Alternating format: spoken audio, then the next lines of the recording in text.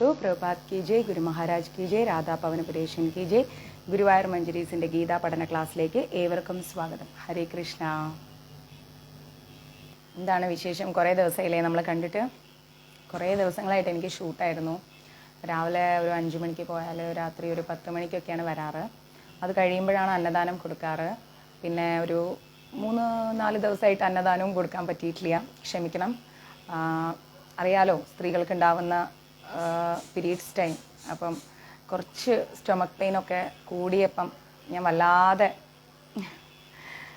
വല്ലാതെ ടയേർഡായിപ്പോയി. കാരണം ഷൂട്ടിങ്ങും പീരീഡ്സും അതിനോടനുബന്ധിച്ച സ്റ്റൊമക്ക് പെയിനും എല്ലാം കൂടി ആയപ്പോൾ ഒട്ടും വയ്യായിരുന്നു. അപ്പം ഒരു 3-4 ദിവസം നന്നായി റെസ്റ്റ് എടുത്തു. അപ്പോൾ അതൊക്കെ കൊണ്ടാണ് എനിക്ക് ക്ലാസ് എടുക്കാൻ പറ്റാതിരുന്നത്. ഇപ്പോൾ ഷെഡ്യൂൾ ബ്രേക്കാണ്. അപ്പോൾ എന്തായാലും ഷെഡ്യൂൾ ബ്രേക്കിന് എത്ര ക്ലാസ് നിങ്ങൾക്ക് മിസ്സായോ അത്രയും ക്ലാസ്സുകൾ വീട്ടിലിരുന്നുകൊണ്ട് എടുത്ത് തരാമെന്ന് വിചാരിച്ചു. രണ്ടും കൂടെ നടക്കണമല്ലോ. അപ്പോൾ അതുകൊണ്ട് ഇന്നിപ്പം രാവിലെ തന്നെ എടുക്കാമായിരുന്നു. പക്ഷെ എനിക്ക് വേറെ വർക്കൊന്നും ഉണ്ടായിരുന്നില്ല. ഒന്ന് ക്ലീനിങ് ഉണ്ടായിരുന്നു. ഒന്ന് വീടൊക്കെ മൊത്തത്തിലൊന്ന് ക്ലീൻ ചെയ്യാനുള്ള കുറച്ച് കാര്യങ്ങളായിരുന്നു. അപ്പോൾ ക്ലീനിങ്ങൊക്കെ ആയതുകൊണ്ട് പിന്നെ ഒരല്പം ലേറ്റായിപ്പോയി ക്ലാസ് എടുക്കാൻ. മറ്റു വിശേഷങ്ങളൊക്കെ, എല്ലാ ക്ലാസ്സുകളും എനിക്ക് തോന്നുന്നു നിങ്ങളെല്ലാം കണ്ടു കഴിഞ്ഞെന്നല്ലേ? ക്ലാസ് ഇല്ലാത്ത സമയങ്ങളിൽ ബാക്കി ക്ലാസ്സുകളെല്ലാം കണ്ടു. എല്ലാവരും മാക്സിമം ഷെയർ ചെയ്തു എന്ന് തന്നെ വിചാരിക്കുന്നു. ഇതിൻ്റെ ഇടയ്ക്ക് നമ്മുടെ അമ്മുവിൻ്റെ കാലൊന്ന് ചെറുതായിട്ടൊന്ന് ഉളുക്കി. അവളുടെ മോളെ സ്കൂളിൽ വിളിക്കാൻ പോയപ്പോൾ വണ്ടിയിൽ നിന്നൊന്ന് സ്കിഡായിട്ട്. അപ്പോൾ അതുകൊണ്ട് 2-3 ദിവസം അന്നദാനം എനിക്ക് കൊണ്ടുപോകാൻ പറ്റിയിട്ടില്ല. അങ്ങനെയൊക്കെ ആയിട്ട് പിന്നെ എല്ലാ ക്ലാസ്സുകളും കണ്ടെന്ന് വിശ്വസിക്കുന്നു. ഇന്ന് സൂര്യഗ്രഹണം ഉണ്ടെങ്കിൽ പോലും ഞാൻ ഗ്രൂപ്പിൽ ഇട്ടിട്ടുണ്ടായിരുന്നു, നമ്മുടെ നാട്ടിലൊന്നും ക്ഷേത്രങ്ങൾ ക്ലോസ് ചെയ്തിടുന്നില്ല. പലരും വിളിച്ച് ചോദിച്ചിരുന്നു ഗുരുവായൂർ അങ്ങനെ എന്തെങ്കിലും ഉണ്ടോ എന്ന്. തൽക്കാലത്തേക്ക് നമുക്ക് ഗുരുവായൂർ അങ്ങനെയൊന്നും ഇല്ല, ക്ഷേത്രങ്ങളൊന്നും ക്ലോസ് ചെയ്തിടുന്നില്ല. പിന്നെന്താണ്, കൊടുങ്ങല്ലൂർ ഭരണിയാണ്. അപ്പം അമ്മയെ നന്നായി മനസ്സുരുകി പ്രാർത്ഥിക്കുക. അമ്മയുടെ കൃപാകടാക്ഷം നിങ്ങളിൽ എല്ലാവരിലും ഉണ്ടാവട്ടെ. ജോലിയും ക്ലാസ്സും കൂടി ചില സമയങ്ങളിൽ ഒരുമിച്ച് കൊണ്ടുപോകാൻ പറ്റാതെ വരുമ്പോഴാണ് ക്ലാസ് സ്കിപ്പ് ചെയ്യുന്നത്. ആരും വിഷമിക്കരുത്. കൃത്യമായിട്ട് സ്കിപ്പാവുന്ന ക്ലാസ്സുകളെല്ലാം സമയമെടുത്ത് ഞാൻ നമ്മുടെ പേജിൽ ഇട്ട് വെക്കും. ഇന്നത്തെ ഹാരം അശ്വിൻ അത്തം, ആ കുട്ടിയുടെ നമ്പറിലേക്ക് വിളിച്ചു നോക്കി.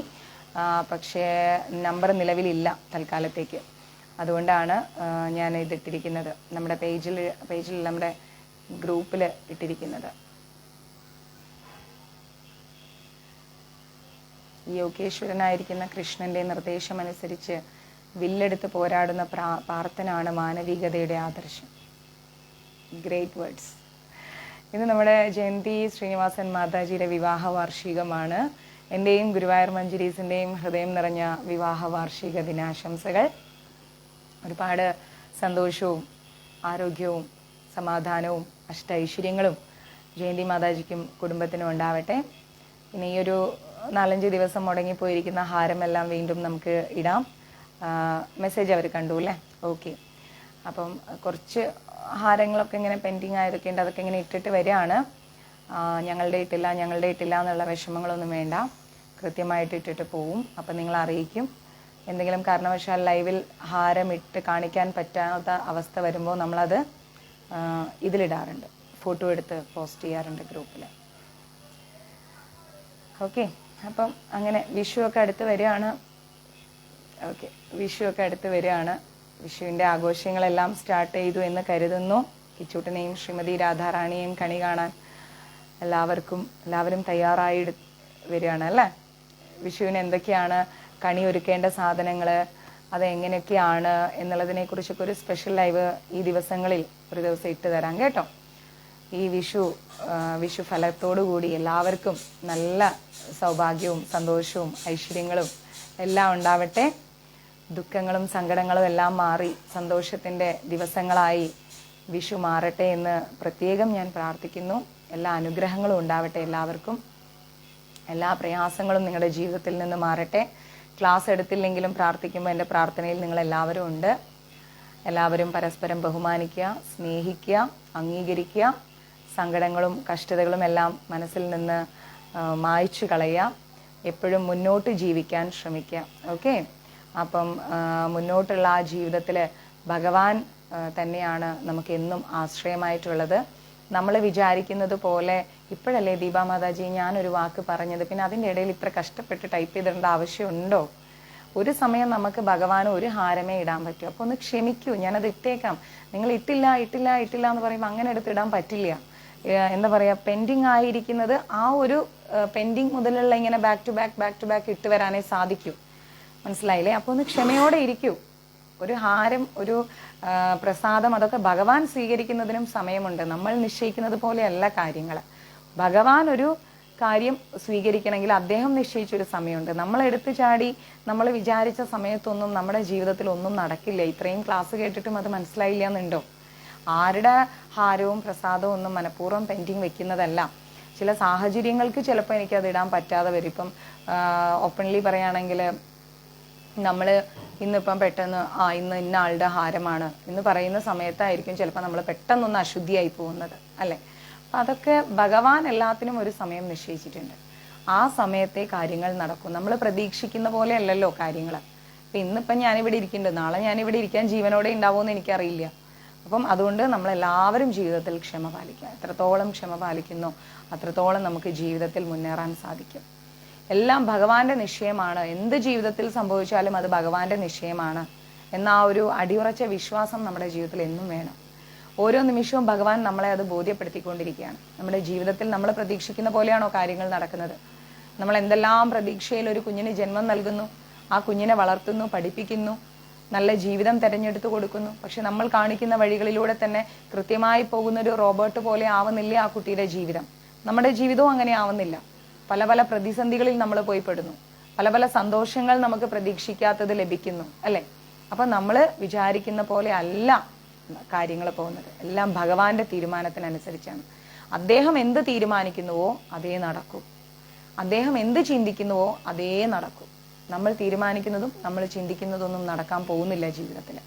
നമുക്ക് പ്ലാൻ ചെയ്യാം പലതും, ഇങ്ങനെ ആയിരിക്കണം, ഇന്ന കാര്യങ്ങളായിരിക്കണം. പക്ഷെ അതൊന്നും അങ്ങനെ നടന്നോണമെന്നില്ല. ഭഗവാൻ അത് താല്പര്യമുണ്ടെങ്കിൽ അത് നടക്കും. ഭഗവാന് താല്പര്യമില്ല എങ്കിൽ നടക്കില്ല. അദ്ദേഹം ഒരു സമയം നിശ്ചയിച്ചിട്ടുണ്ട് എല്ലാത്തിനും, അതേ ആ സമയത്ത് നടക്കും. ഓക്കെ? അപ്പം ആരുടെയും ഹാരവും ആരുടെ അന്നദാനവും വിട്ടുപോകില്ല. നമ്മൾ ലൈവ് ഇടാതെയും ഫോട്ടോ ഇടാതെയും അല്ലല്ലോ ചെയ്യുന്നത്. അത് ഇട്ടുകൊണ്ട് അവരുടെ പേരും സമയവും നാളും എല്ലാം കുറിച്ചിട്ടല്ലേ ചെയ്യുന്നത്. അപ്പം ക്ഷമയോടെ ഇരിക്കൂ. വരും. പെൻഡിങ് ആയവരുടെ ഒക്കെ ഇട്ട് വരണ്ടേ? പ്രതീക്ഷിക്കാതെ ഇപ്പോൾ ഒരു 4-5 ദിവസം അതും പെൻഡിങ് ആയില്ലേ? അപ്പം അതുമൊക്കെ ഇട്ട് വരണ്ടേ? ഓരോരുത്തരുടെ ഇട്ട് വരും. സമാധാനത്തോടെ ഇരിക്കൂ കേട്ടോ. പിന്നെ എല്ലാവരുടെ ഊണൊക്കെ റെഡിയായെന്ന് തോന്നുന്നു. ഇന്ന് മാക്സിമം നമുക്ക്, എനിക്ക് തോന്നുന്നു, ഒരു 2 ക്ലാസ്സെങ്കിലും 2-3 ക്ലാസ്സെങ്കിലും നമുക്ക് എടുത്തിടാം. ഓക്കെ? നിങ്ങൾ സാധിക്കുന്നവർ ലൈവിൽ വന്നാൽ മതി, അല്ലാത്തവർ വരണ്ട. സാധിക്കുന്നവർ വരിക. 1, 2, 3 ക്ലാസ്സൊക്കെ ഞാനിങ്ങനെ മാക്സിമം. നെറ്റ് കട്ടാവാൻ ചാൻസ് ഇല്ലല്ലോ, വൈഫൈ റണ്ണിങ് ആണ്. ദിവ്യയുടെ അവിടെ ഒന്ന് റീസ്റ്റാർട്ട് ചെയ്ത് നോക്കും. അപ്പം അതിനനുസരിച്ച് നോക്കാം. ഓക്കെ? നമ്മളപ്പം ഭഗവത്ഗീതയാണ് എടുക്കുന്നത്. നമ്മൾ ലാസ്റ്റ് എടുത്തിരിക്കുന്നത് അധ്യായം 4 അധ്യായം 4 17ാമത്തെ ശ്ലോകമാണ് ഇനി നമുക്ക് എടുക്കാനുള്ളത്. ഓക്കെ? കർമ്മണോ ഹപ്പി ബോധ്യവം ബോധ്യവം ച വികർമ്മണഃ അകർമ്മണശ്ച ബോധ്യവം ഗഹനാ കർമ്മണോ ഗതിഃ എന്ന് പറഞ്ഞാൽ എന്താണ്?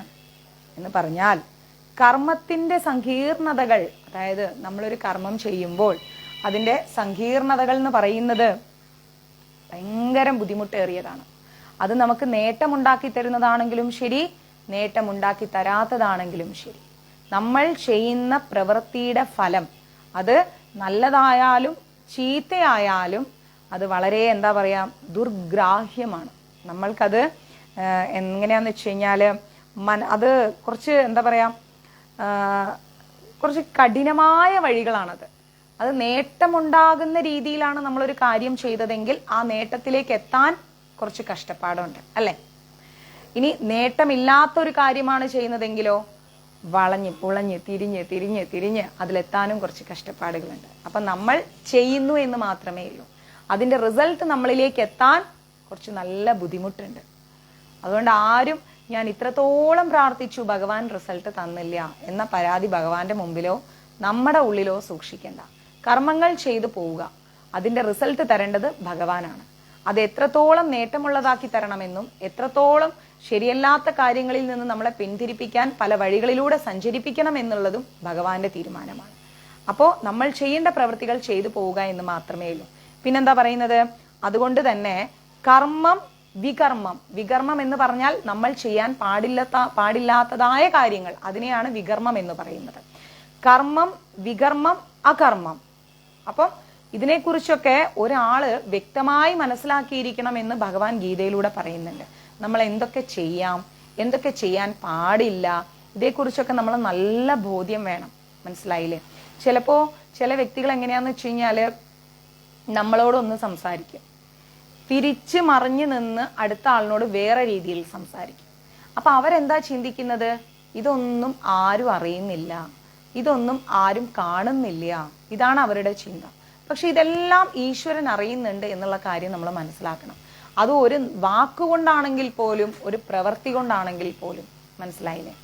നമ്മൾ ചിന്തിക്കും നമ്മൾ ചെയ്യുന്നതും നമ്മൾ പറയുന്നതും ആരും അറിയുന്നില്ല.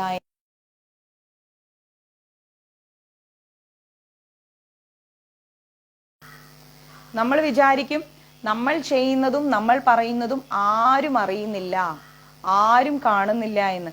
നമ്മൾ ഒരു വാക്ക് ഒരാളോട് പറയുന്നുണ്ടെങ്കിൽ ആ പറയുന്ന കാര്യങ്ങൾ, ഇപ്പൊ എന്നോട് ദിവ്യ മാതാജി വന്ന ഒരു കാര്യം പറഞ്ഞു, ഞാൻ ആ കാര്യം കേട്ടു. അപ്പൊ വളരെ ഫേവറബിളായി, എനിക്ക് അനുകൂലമായിട്ടായിരിക്കും ദിവ്യ എന്നോട് സംസാരിക്കുന്നത്, റൈറ്റ്? തിരിഞ്ഞു നിന്ന് ദിവ്യ MD ബീന മാതാജിയെ വിളിച്ചിട്ട് വേറെ അതേ കാര്യം മറ്റൊരു രീതിയിൽ സംസാരിക്കും. അപ്പൊ ദിവ്യ മാതാജി എന്താ ചിന്തിക്കുക? ഞാൻ അമ്പിളി മാതാജിയെ കുറിച്ച് പറഞ്ഞത് അവരറിയുന്നില്ല. അപ്പോൾ ഉടനെ അത് ബീന മാതാജിയോട് അങ്ങനെ പറഞ്ഞു എന്നല്ലാട്ടോ ഞാൻ പറയുന്നത്, ഫോർ എക്സാമ്പിൾ വേറെ രീതിയിൽ സംസാരിക്കും. അപ്പോൾ ഈ പറയുന്ന വ്യക്തി എന്താ ചിന്തിക്കുന്നത്? ഇവിടെ എനിക്ക് വളരെ ഫേവറബിളായി, എനിക്ക് സപ്പോർട്ട് ചെയ്ത്, എനിക്ക് സുഖിക്കുന്ന രീതിയിൽ സംസാരിക്കും. തിരിഞ്ഞു നിന്ന് എനിക്ക് എഗെയിൻസ്റ്റ് ആയിട്ട് സംസാരിക്കും. ഇതൊക്കെ നമ്മുടെ സമൂഹത്തിൽ നടക്കുന്ന കാര്യങ്ങളാണ്. അപ്പൊ ഈ വ്യക്തി എന്താ ചിന്തിക്കുന്നത്? ഞാൻ നല്ല വ്യക്തി, ഞാൻ പെർഫെക്റ്റ്, ഞാൻ പറഞ്ഞതൊന്നും ആർക്കും മനസ്സിലായില്ല, എന്നെ പിടുത്തം കിട്ടിയില്ല. പക്ഷേ ഈ ബീന മാതാജി, ഈ ദിവ്യ മാതാജി പറഞ്ഞ കാര്യം അതേപോലെ എൻ്റെ അടുത്തേക്ക് എത്തിച്ചു കഴിഞ്ഞാൽ അവസ്ഥ നിങ്ങൾ ആലോചിച്ച് നോക്കൂ. അപ്പൊ നമ്മൾ എപ്പോഴും നമ്മുടെ നാവിനെ നിയന്ത്രിക്കണം. നമ്മൾ എന്ത് കാര്യം പറയുന്നു, പറയുന്ന കാര്യം പറയുന്ന സ്റ്റേറ്റ്മെന്റിൽ ഉറച്ചു നിൽക്കാൻ പഠിക്കണം. മനസ്സിലായില്ലേ? അങ്ങോട്ടും ഇങ്ങോട്ടും പല രീതിയിൽ സംസാരിക്കരുത്. അങ്ങനെ സംസാരിക്കുന്ന കുറെ പേരെ എനിക്കറിയാം. അതുകൊണ്ടാണ് ഞാൻ പറയുന്നത്, ഒരിക്കലും അത് ചെയ്യരുത്. അത് വളരെ തെറ്റാണ്. അത് ഈശ്വരന് മുമ്പിൽ വലിയ തെറ്റാണ്. മേ ബി ഞാൻ അടക്കം സംസാരിച്ചു പോയിരിക്കാം പല സന്ദർഭങ്ങളിൽ. മനസ്സിലായില്ലേ? പക്ഷേ ഇനിയെങ്കിലും നമ്മൾ അങ്ങനെയുള്ള സംസാരങ്ങൾ നമ്മുടെ ഭാഗത്ത് നിന്ന് ഉണ്ടാവാതെ ശ്രദ്ധിക്കണം. ഒരിക്കലും നമ്മൾ ഇരട്ട നാക്ക് വെച്ച് സംസാരിക്കരുത്. അത് വളരെ തെറ്റാണ്. മനസ്സിലാവുന്നത്? ചില വ്യക്തികൾ എന്നെ വിളിച്ചിട്ട് പറയും, അയ്യോ മാതാജി ഭയങ്കര തിരക്കാണല്ലേ ജോലിയിൽ. മനസ്സിലാവുന്നു മാതാജി, അതുകൊണ്ടാണ് ക്ലാസ് ഇല്ലാത്ത. ഒന്നും കുഴപ്പമില്ല മാതാജിയുടെ തിരക്കൊക്കെ കഴിഞ്ഞിട്ടെടുത്താൽ മതി, ഞങ്ങൾ കാത്തിരിക്കാമെന്ന് പറയും. തിരിച്ച് നിന്ന് അപ്പുറത്ത് എന്താ പറയാ? ക്ലാസ്സും ഇല്ല, ഒന്നുമില്ല, നമുക്ക് അപ്പുറത്ത് പോയി കാണാം. ഇതെന്താ അപ്പം ഇത്? വളരെ മോശമാണ്, വളരെ മോശമാണ് ഈ ഇരട്ട വ്യക്തിത്വം കൊണ്ട് നടക്കുന്നത്. അതുകൊണ്ട് നമ്മളൊരു കാര്യം മനസ്സിലാക്കണം. നമ്മൾ ചെയ്യുന്ന പ്രവർത്തികളും നമ്മൾ പറയുന്ന വാക്കുകളും ആരറിഞ്ഞിട്ടില്ലെങ്കിലും ആര് കണ്ടിട്ടില്ലെങ്കിലും സാക്ഷാൽ ഗുരുവായൂരപ്പൻ അത് കാണുന്നു. അതിനുള്ള ഉത്തരം വൈകില്ല. അപ്പൊ അങ്ങനെയുള്ള കാര്യങ്ങളെയാണ് വികർമ്മം എന്ന് പറയുന്നത്. ക്ലിയർ? ചെയ്യാൻ പാടില്ലാത്തതായിരിക്കുന്ന കാര്യങ്ങളെയാണ് വികർമ്മം എന്ന് പറയുന്നത്. തെറ്റുകൾ ആരുടെ ജീവിതത്തിലും സംഭവിക്കാം. ആരും പെർഫെക്റ്റ് അല്ല.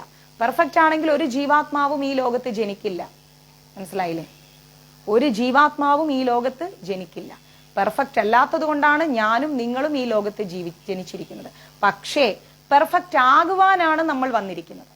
നമ്മളിലുള്ള പോരായ്മകൾ തിരുത്തി നല്ല വഴിക്ക് പോകാനാണ് നമ്മൾ വന്നിരിക്കുന്നത്. അതുകൊണ്ട് എന്ത് ചെയ്യണം? ഞാനും നിങ്ങളും അടക്കമുള്ള വ്യക്തികൾ, ഒരിക്കലും ഞാൻ ചെയ്തിട്ടില്ല എന്ന് പറയില്ല, ഞാനും നിങ്ങളും അടക്കമുള്ള വ്യക്തികൾ ഇങ്ങനെയുള്ള കാര്യങ്ങൾ വികർമ്മങ്ങളാണ് എന്ന് മനസ്സിലാക്കിക്കൊണ്ട് മുന്നോട്ട് പോകണം. ചെയ്യാൻ പാടില്ല. ക്ലിയർ? അത് എപ്പോഴും ഒരു വ്യക്തി വ്യക്തമായി മനസ്സിലാക്കിയിരിക്കണമെന്ന് എവിടെ പറയുന്നു? 17ാമത്തെ ശ്ലോകത്തിൽ ഭഗവാൻ 4ാം അധ്യായത്തിൽ പറയുന്നുണ്ട്. ഭൗതിക ബന്ധങ്ങളിൽ നിന്ന്, അതായത് ഈ ലോകത്തിന്റെ ബന്ധങ്ങൾ, ഒരുപാട് ബന്ധങ്ങൾ നമുക്ക് ഈ ലോകത്തുണ്ട് അല്ലെ? ബന്ധുമിത്രാദികളായിട്ടും സുഹൃത്തുക്കളായിട്ടും കൂടപ്പറപ്പുകളായിട്ടും അയൽവക്കക്കാരായിട്ടും ഒക്കെ ഒരുപാട് ബന്ധുമിത്രാദികളായിരിക്കുന്ന വ്യക്തികൾ നമുക്കുണ്ട്. ഈ ബന്ധങ്ങളിൽ നിന്നെല്ലാം നമ്മൾ മുക്തി നേടണമെന്ന് ആഗ്രഹിക്കുന്നുണ്ട്.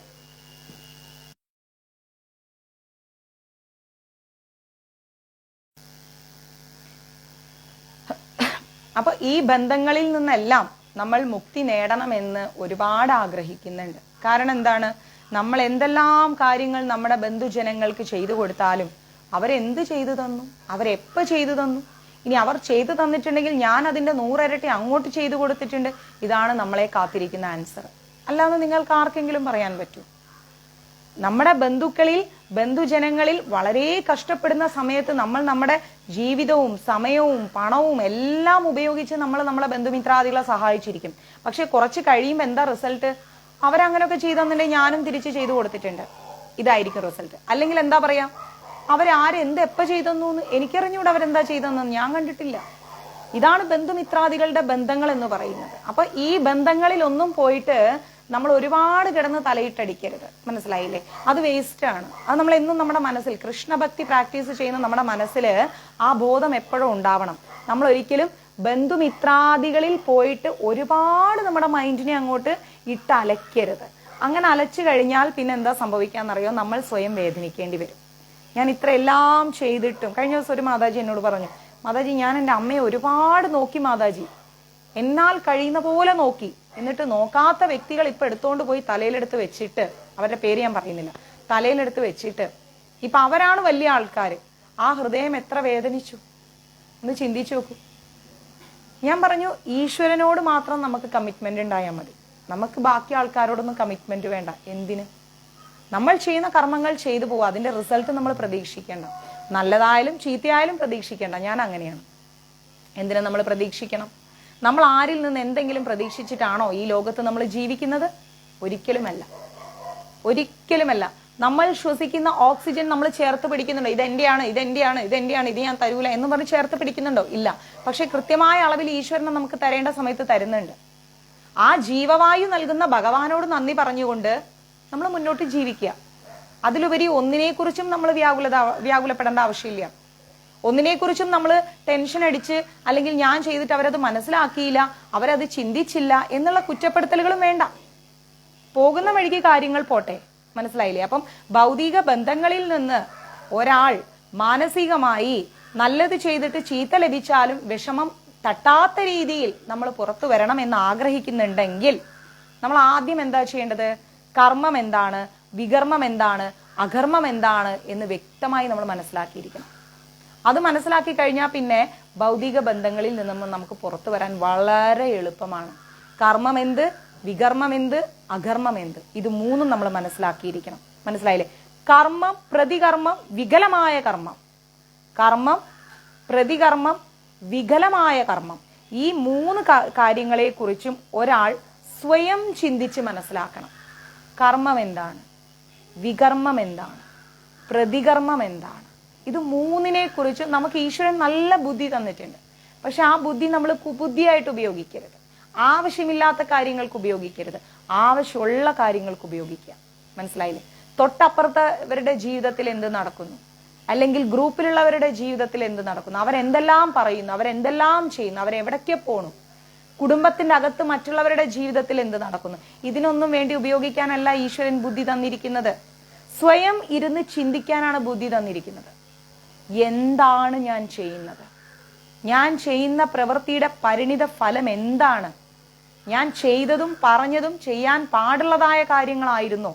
പറയാൻ പാടുള്ള കാര്യങ്ങളായിരുന്നോ? ഞാൻ ചെയ്തത് തെറ്റായിരുന്നില്ലേ? ശരിയായിരുന്നോ? ഇങ്ങനെ സ്വയം ഒന്ന് ചിന്തിക്കാനാണ് ഈശ്വരൻ നമുക്ക് ബുദ്ധി തന്നിരിക്കുന്നത്. ക്ലിയർ?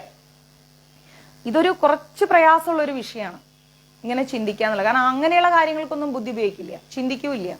ചിന്തിക്കൽ എന്തായിരിക്കും? അവൻ എന്തായിരിക്കും അങ്ങനെ പറഞ്ഞിട്ടുണ്ടാവുക, അവൻ എന്തായിരിക്കും അങ്ങനെ പോയിട്ടുണ്ടാവുക, ഓഫ് അവൻ എങ്ങനെ അത് കിട്ടി, അല്ലെങ്കിൽ അവൾ എന്തായിരിക്കും അങ്ങനെ, അവൾ എത്രത്തോളം ഉണ്ടായിരുന്നു, എത്രത്തോളം പോയിരുന്നു, എങ്ങനെയായി, ഇങ്ങനെ മറ്റുള്ളവരുടെ ജീവിതത്തിൽ എന്ത് നടക്കുന്നു എന്ന് തോണ്ടി തോണ്ടി തോണ്ടി തോണ്ടി ഇരുന്ന് അന്വേഷിച്ച് അതൊരു 10 പ്രാവശ്യം ചോറ് വെച്ചില്ലേലും കറി വെച്ചില്ലേലും കുടുംബത്ത് വയ്യാതിരിക്കുന്ന ആൾക്കാരുണ്ടെങ്കിൽ അതൊന്നും ശ്രദ്ധിക്കാതെ അയ്യോ എന്നും പറഞ്ഞുകൊണ്ട് 10 പേരെ ഫോൺ വിളിച്ച് ഡിസ്കസ് ചെയ്ത് അവരെ കുറ്റം 10 എണ്ണം പറഞ്ഞ് പിന്നെ ഈ ഹരേ കൃഷ്ണ ചൊല്ലിയിട്ട് എന്ത് കാര്യമെന്ന്? മനസ്സിലാവാണ്ട് ഞാൻ ചോദിക്കുകയാണ്. പിന്നെ കിടന്ന് ഈ ഹരേ കൃഷ്ണയും ചൊല്ലി എന്താ പറയാ കാപ്പിയും ചായയും നിർത്തി എന്നൊക്കെ പറഞ്ഞിട്ട് എന്ത് പ്രയോജനമാണെന്നാണ് ഞാൻ ചോദിക്കുന്നത്. ഒരു പ്രയോജനവും. അമ്പലങ്ങളായ അമ്പലങ്ങളും നടന്നിട്ട് ഇതാണ് സ്വഭാവം എങ്കില് എന്ത് പ്രയോജനം? ഗുരുവായൂരപ്പൻ കനിയൊന്ന് തോന്നുന്നുണ്ടോ? ഒരിക്കലുമില്ല, ഒരിക്കലുമില്ല. ആ നാമം പറയാൻ പോലും അർഹതയില്ലെന്ന് വേണം പറയാൻ വേണ്ടിയിട്ട്. അതാണ് ആദ്യം മനസ്സിലാക്കേണ്ടത്. മനസ്സിലായില്ലേ? കൃഷ്ണാവബോധത്തെ കുറിച്ചിട്ടും അതുപോലെ തന്നെയുള്ള പ്രവർത്തനങ്ങളെ കുറിച്ചിട്ടും അങ്ങനെ മനസ്സിലാക്കിയ ഒരു വ്യക്തി കൃഷ്ണാവബോധത്തെ കുറിച്ചിട്ടും കൃഷ്ണാവബോധപരമായിരിക്കുന്ന പ്രവർത്തനങ്ങളെ കുറിച്ചും മനസ്സിലായില്ല നല്ല രീതിയിൽ മനസ്സിലാക്കിയ ഒരു വ്യക്തി ഭഗവാനുമായിട്ടുള്ള അവരുടെ ബന്ധം എന്താണെന്ന് തിരിച്ചറിയും. മനസ്സിലായില്ലേ? ഭഗവാനെ കുറിച്ചും കൃഷ്ണാവബോധത്തെക്കുറിച്ചും കൃഷ്ണാവബോധ പ്രവർത്തനത്തെക്കുറിച്ചും മനസ്സിലാക്കിയ ഒരു വ്യക്തി ഭഗവാനുമായിട്ട് അവർക്കുള്ള ബന്ധം എന്താണെന്ന് ഡീപ്പായിട്ട് മനസ്സിലാക്കിയിരിക്കും. അല്ലാത്തൊരു വ്യക്തി ഒരിക്കലും നന്നാവില്ല. ഏതൊരു ജീവാത്മാവായിക്കോട്ടെ ഭഗവാന്റെ നിത്യസേവകനായിട്ട് ജീവിക്കണം. നമ്മൾ ഭഗവാന് നിത്യസേവകനായി ജീവിക്കുമ്പോൾ ഭഗവാനെ കുറിച്ച് നമ്മൾ കുറ്റം പറഞ്ഞു നടക്കുമോ? ഒരിക്കലുമില്ല. എല്ലാരെ കുറിച്ച് പറയുന്ന നാവും എന്തുകൊണ്ട് ഈശ്വരനെ കുറിച്ച് പറയാൻ പേടിക്കുന്നു? എന്നിട്ട് ആ ഈശ്വരന്റെ മുമ്പിലെത്തിയ കൈകൂപ്പി താണുവണങ്ങി ഭഗവാനെ ഞാൻ ഇന്നോളം ഒരു തെറ്റും ചെയ്തിട്ടില്ല, ആരെ ഞാൻ വേദനിപ്പിച്ചിട്ട് എന്തിനാണ് ഈ പടുകളവ് ഈശ്വരന്റെ മുമ്പിൽ പറയുന്നത്? ഇത് ഈശ്വരൻ കാണുന്നില്ല എന്നാണോ കരുതുന്നത്? കൃത്യമായി അദ്ദേഹം എല്ലാം കാണുന്നു, എല്ലാം അറിയുന്നു. ആരെ വഞ്ചിച്ചാലും പറ്റിച്ചാലും ആ നിത്യസത്യത്തെ വഞ്ചിക്കാനും പറ്റിക്കാനും കഴിയില്ല. നാരായണ നാമം ചൊല്ലാൻ നൽകിയ നാവ് എന്തിനെ കുറിച്ച് പറഞ്ഞു എന്ന് ഈശ്വരൻ അറിയുന്നുണ്ട്. മേ ബി എന്റെ ലൈഫിലും സംഭവിച്ചിട്ടുണ്ടാവാം, ഇല്ലാന്ന് ഞാൻ ഒരിക്കലും പറയില്ല. അത് നമ്മൾ തിരുത്തേണ്ട സമയമായി. മനസ്സിലായില്ലേ? ഇനിയെങ്കിലും തിരുത്തണം. ഈ നിമിഷമെങ്കിലും നമ്മൾ തിരുത്തണം. വളരെ ഇമ്പോർട്ടന്റ് ആണ്. അപ്പോ നമ്മൾ അങ്ങനെ ഈശ്വരന്റെ നിത്യസേവകനായി ജീവിക്കാൻ ആഗ്രഹമുണ്ട് എന്നുണ്ടെങ്കിൽ നമ്മൾ എന്ത് ചെയ്യണം? കൃഷ്ണാവബോധത്തോടെ പ്രവർത്തിക്കണം. അല്ലാണ്ട് ജീവിച്ചിട്ട് കാര്യമില്ല. നല്ല വൃത്തിയായിട്ട് വ്യക്തമായിട്ട് കൃഷ്ണ അവബോധം, കൃഷ്ണൻ എന്ന് പറയുന്ന ആ അവബോധത്തെ ഉള്ളിൽ നിറച്ചുകൊണ്ട് നമ്മൾ ജീവിക്കണം. വെറും ശരീരവും ആത്മാവും ജീവാത്മാവും പരമാത്മാവും എന്നും പറഞ്ഞ് പാടി നടന്നിട്ട് കാര്യമില്ല.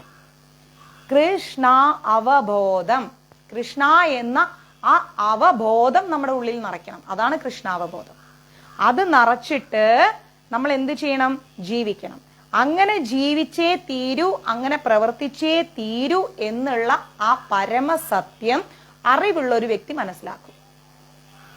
നല്ലോണം അറിവുള്ള ഒരു വ്യക്തി മനസ്സിലാക്കും. അതർവൈസ് ഒരാളും മനസ്സിലാക്കില്ല. അവരിങ്ങനെ കുറ്റവും കുറവും പാടി പറഞ്ഞ് അങ്ങനെ അവിടെ എന്ത് സംഭവിച്ചു, ഇവിടെ എന്ത് സംഭവിച്ചു, അങ്ങനെ എങ്ങനെയായി, ഇങ്ങനെ എങ്ങനെയായി എന്നും പറഞ്ഞ് ഇങ്ങനെ നടക്കും. അതിൽ യാതൊരു അർത്ഥവുമില്ല, ഒരർത്ഥവുമില്ല. ജീവിക്കുമ്പോൾ പെർഫെക്റ്റായി ജീവിക്കാൻ ശ്രമിക്കുക. ഭൂമിയിൽ എന്തും സംഭവിച്ചോട്ടെ, നമ്മൾ അവിടെ അങ്ങ് ഇരിക്കുക. നമ്മൾ അനങ്ങണ്ട, നമ്മൾ അവിടെ ഇരുന്ന് കൊടുത്താൽ മതി. ബാക്കി ഭഗവാൻ നോക്കിക്കോളും. ഭഗവാൻ അറിയാതെ ഒരു ഇല പോലും അനങ്ങുന്നില്ല എന്ന പരമസത്യം നമ്മൾ മനസ്സിലാക്കണം. ഈശ്വരൻ എന്താണോ നിശ്ചയിച്ചത് അതേ നടക്കും. ഈശ്വരൻ തീരുമാനിക്കാത്ത ഒരു കാര്യം എന്താവില്ല, നടക്കില്ല. കൃഷ്ണനാകുന്ന സത്യത്തെ പറ്റിയുള്ള ബോധം, അതാണ് കൃഷ്ണാവബോധം. ആ കൃഷ്ണാവബോധം തിരിച്ചറിയുന്ന സമയം മുതൽ ഒരു വ്യക്തി പെർഫെക്റ്റ് ആയി. ഇത് കലിയുഗമാണ്. നമ്മൾ എത്ര നന്മ ചെയ്താലും തിന്മയാണ് നമുക്ക് റിസൾട്ട് എന്ന ബോധം നമ്മുടെ ഉള്ളിൽ വേണം. പക്ഷെ ആ തിന്മയിൽ ഈശ്വരൻ നമ്മളെ തളർത്തില്ല. മനസ്സിലായില്ലേ? ആ തിന്മയിൽ ഈശ്വരൻ നമ്മുടെ കൂടെ ഉണ്ടാവും. നമ്മുടെ വീട്ടിലൊക്കെ നമ്മളെ കുറിച്ച് ആരും എന്തും പറഞ്ഞോട്ടെ, എന്തിനാ തളരുന്നത്, എന്തിനാ വിഷമിക്കുന്നത്? അച്ഛൻ പറഞ്ഞോട്ടെ, അമ്മ പറഞ്ഞോട്ടെ, മരുമക്കൾ പറഞ്ഞോട്ടെ, മക്കൾ പറഞ്ഞോട്ടെ, പേരക്കുട്ടികൾ പറഞ്ഞോട്ടെ, സഹോദരങ്ങൾ പറഞ്ഞോട്ടെ, ആരും പറഞ്ഞോട്ടെ, നമുക്ക് എന്താണ്? ചിലപ്പോൾ നമ്മൾ വ്യഭിചരിക്കുന്നവരാണെന്ന് പെറ്റ തള്ള വരെ പറയും, നമുക്ക് ജന്മം നൽകിയവർ വരെ പറയും. അതുകൊണ്ട് നമ്മൾ അങ്ങനെ ആവുമോ? അല്ലെ എൻ്റെ അമ്മ ഇങ്ങനെ പറഞ്ഞതുകൊണ്ട് ഞാൻ അങ്ങനെ പോവാന്ന് പറഞ്ഞ് പോവോ? ഒരിക്കലും ഇല്ല. നമ്മൾ കമ്മിറ്റഡ് ആയിരിക്കുന്നത് ഈശ്വരനോടാണ്, അല്ലെ? നമ്മൾ ആരോടാണ് കൂറുള്ളത്? ഭഗവാനോടാണ്. അപ്പൊ ആ ഭഗവാന്റെ മുമ്പിൽ മാത്രം നമ്മൾ നേര് പ്രവർത്തിച്ച് കാണിച്ചാൽ മതി. അത് ഭഗവാൻ വാല്യൂ ചെയ്തോളും. നമ്മൾ മറ്റുള്ളവരെ ബോധ്യപ്പെടുത്തി ജീവിക്കേണ്ട, ഒരിക്കലും ജീവിക്കേണ്ട. ഈശ്വരന് മുമ്പിൽ നമ്മൾ ജീവിക്കുന്നത് പെർഫെക്റ്റ് ആയിരിക്കണം. എന്തും ഈശ്വരനെ മുൻനിർത്തി പെർഫെക്റ്റ് ആയിട്ട് ചെയ്യുക. അതിന്റെ റിസൾട്ട് എന്തും ആയിക്കോട്ടെ, അത് ഭഗവാൻ നോക്കിക്കോളും. അല്ലാണ്ട് നമ്മൾ ആഹാരം ബോധ്യപ്പെടുത്താൻ ജീവിക്കണം. അങ്ങനെ ബോധ്യപ്പെടുത്താൻ ജീവിച്ചവരാരും ജീവിതം നന്നായി ജീവിച്ചിട്ടുമില്ല. ഈശ്വരനെ ബോധ്യപ്പെടുത്താൻ വേണ്ടി ജീവിച്ചവരെല്ലാവരും ഉയർന്ന സ്ഥാനത്തെത്തിയിട്ടുണ്ട്. മനസ്സിലായില്ലേ? എല്ലാവരും പെർഫെക്റ്റ് ആയ സ്ഥാനത്തെത്തിയിട്ടുണ്ട്. ഈശ്വരന്റെ മുമ്പിൽ കൈകൂപ്പി നിന്നുകൊണ്ട് ഭഗവാനെ അങ്ങേ മുൻനിർത്തി അങ്ങേ എന്റെ ഹൃദയത്തിൽ സ്ഥാപിച്ചുകൊണ്ട് ഞാൻ ജീവിക്കുന്നു. ആ ജീവിതയാത്രയിൽ എന്നെ ആരും കുറ്റപ്പെടുത്തിക്കോട്ടെ, ആരും തളർത്തിക്കോട്ടെ, ആരും ഒറ്റപ്പെടുത്തിക്കോട്ടെ, ആരും അപമാനിച്ചോട്ടെ, അങ്ങ് എന്റെ കൂടെ ഉണ്ടെങ്കിൽ എന്റെ കണ്ണ് നിറയില്ല കൃഷ്ണ, എന്റെ ഹൃദയം പിടയില്ല കൃഷ്ണ. കൃഷ്ണനെയാണ് എനിക്ക് ബോധിപ്പിക്കേണ്ടത്, കൃഷ്ണന് വേണ്ടിയാണ് ഞാൻ ജീവിക്കുന്നത്. ഇത്രയും ചിന്തിച്ചാൽ മതി, ഇത്രയും മനസ്സിലാക്കിയാൽ മതി. പിന്നെ അവിടുന്നും ഇവിടുന്നും ആരൊക്കെ എന്തൊക്കെ ഭൂകമ്പം ഇട്ടാലും ശരി, കല്ല് പോലെ നമ്മൾ നിൽക്കും.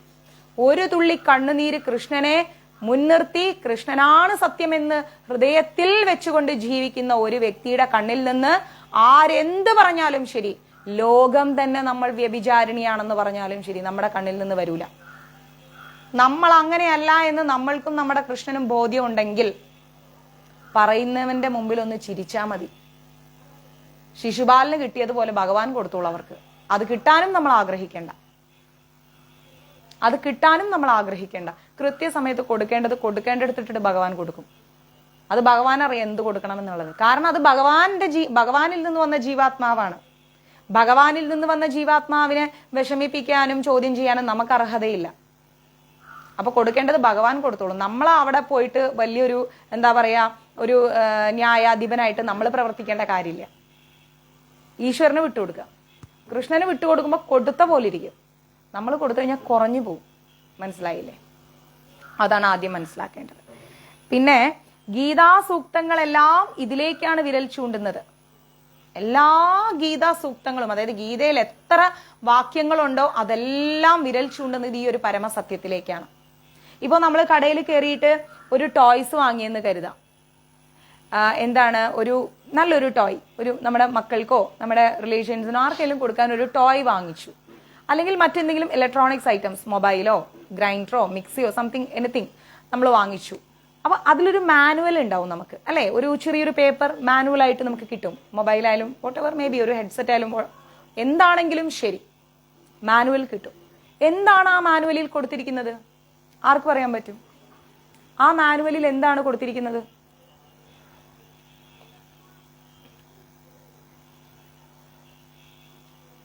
വേഗം പറയും, സമയമില്ല. ഇത് കഴിഞ്ഞിട്ട് എനിക്ക് കുക്ക് ചെയ്തിട്ട് വേണം അടുത്ത ക്ലാസ്സിന് ഇരിക്കാൻ. എന്റെ മാമി കിടന്ന് മെസ്സേജ് അയച്ചുകൊണ്ടിരിക്കുന്നുണ്ട്. വേഗം പറയും. എന്തായിരിക്കും ആ മാനുവലിൽ കൊടുത്തിട്ടുണ്ടാവുക? ആർക്കും അറിയില്ല?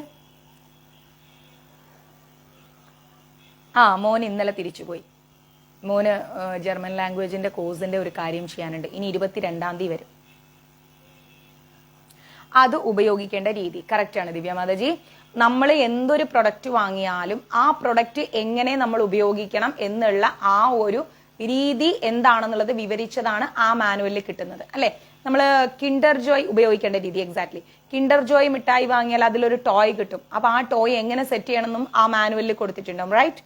അപ്പം അത് ഉപയോഗിക്കേണ്ട രീതിയാണത്. അപ്പൊ അതേ മാനുവലാണ് എന്ത്? ഭഗവത്ഗീത. ഒരു മനുഷ്യൻ എങ്ങനെ ജീവിക്കണം എന്നുള്ളതിന്റെ മാനുവലാണ് ഭഗവത്ഗീത. ഇപ്പൊ മനസ്സിലായോ? അപ്പൊ നമ്മൾ എന്തായാലും ഒരു സാധനം വാങ്ങിയാൽ അതിന്റെ വാറന്റി കാർഡും അതിന്റെ ഉപയോഗിക്കുന്ന രീതിയുടെ പേപ്പേഴ്സും നമ്മൾ കളയില്ല. പിന്നെ ഗീതയ്ക്ക് മാത്രം എന്തുകൊണ്ട് മനുഷ്യന്റെ ജീവിതത്തിൽ സ്ഥാനമില്ല? ആലോചിച്ച് നോക്കൂ, എന്തുകൊണ്ട് സ്ഥാനമില്ല? നമ്മൾ ആലോചിക്കണം ഇതൊക്കെ, നിശ്ചയമായിട്ട് നമ്മൾ അത് ആലോചിക്കണം. അപ്പം മനുഷ്യൻ എങ്ങനെ ജീവിക്കണം എന്നുള്ളതിന്റെ മാനുവലാണ് ഭഗവത്ഗീത എന്ന് പറയുന്നത്. ഗ്യാരണ്ടി കാർഡ്, ഇതൊക്കെ നമ്മൾ സൂക്ഷിച്ചെടുത്ത് വെക്കും ഒരു സാധനം വാങ്ങിക്കുമ്പോൾ, അല്ലെ?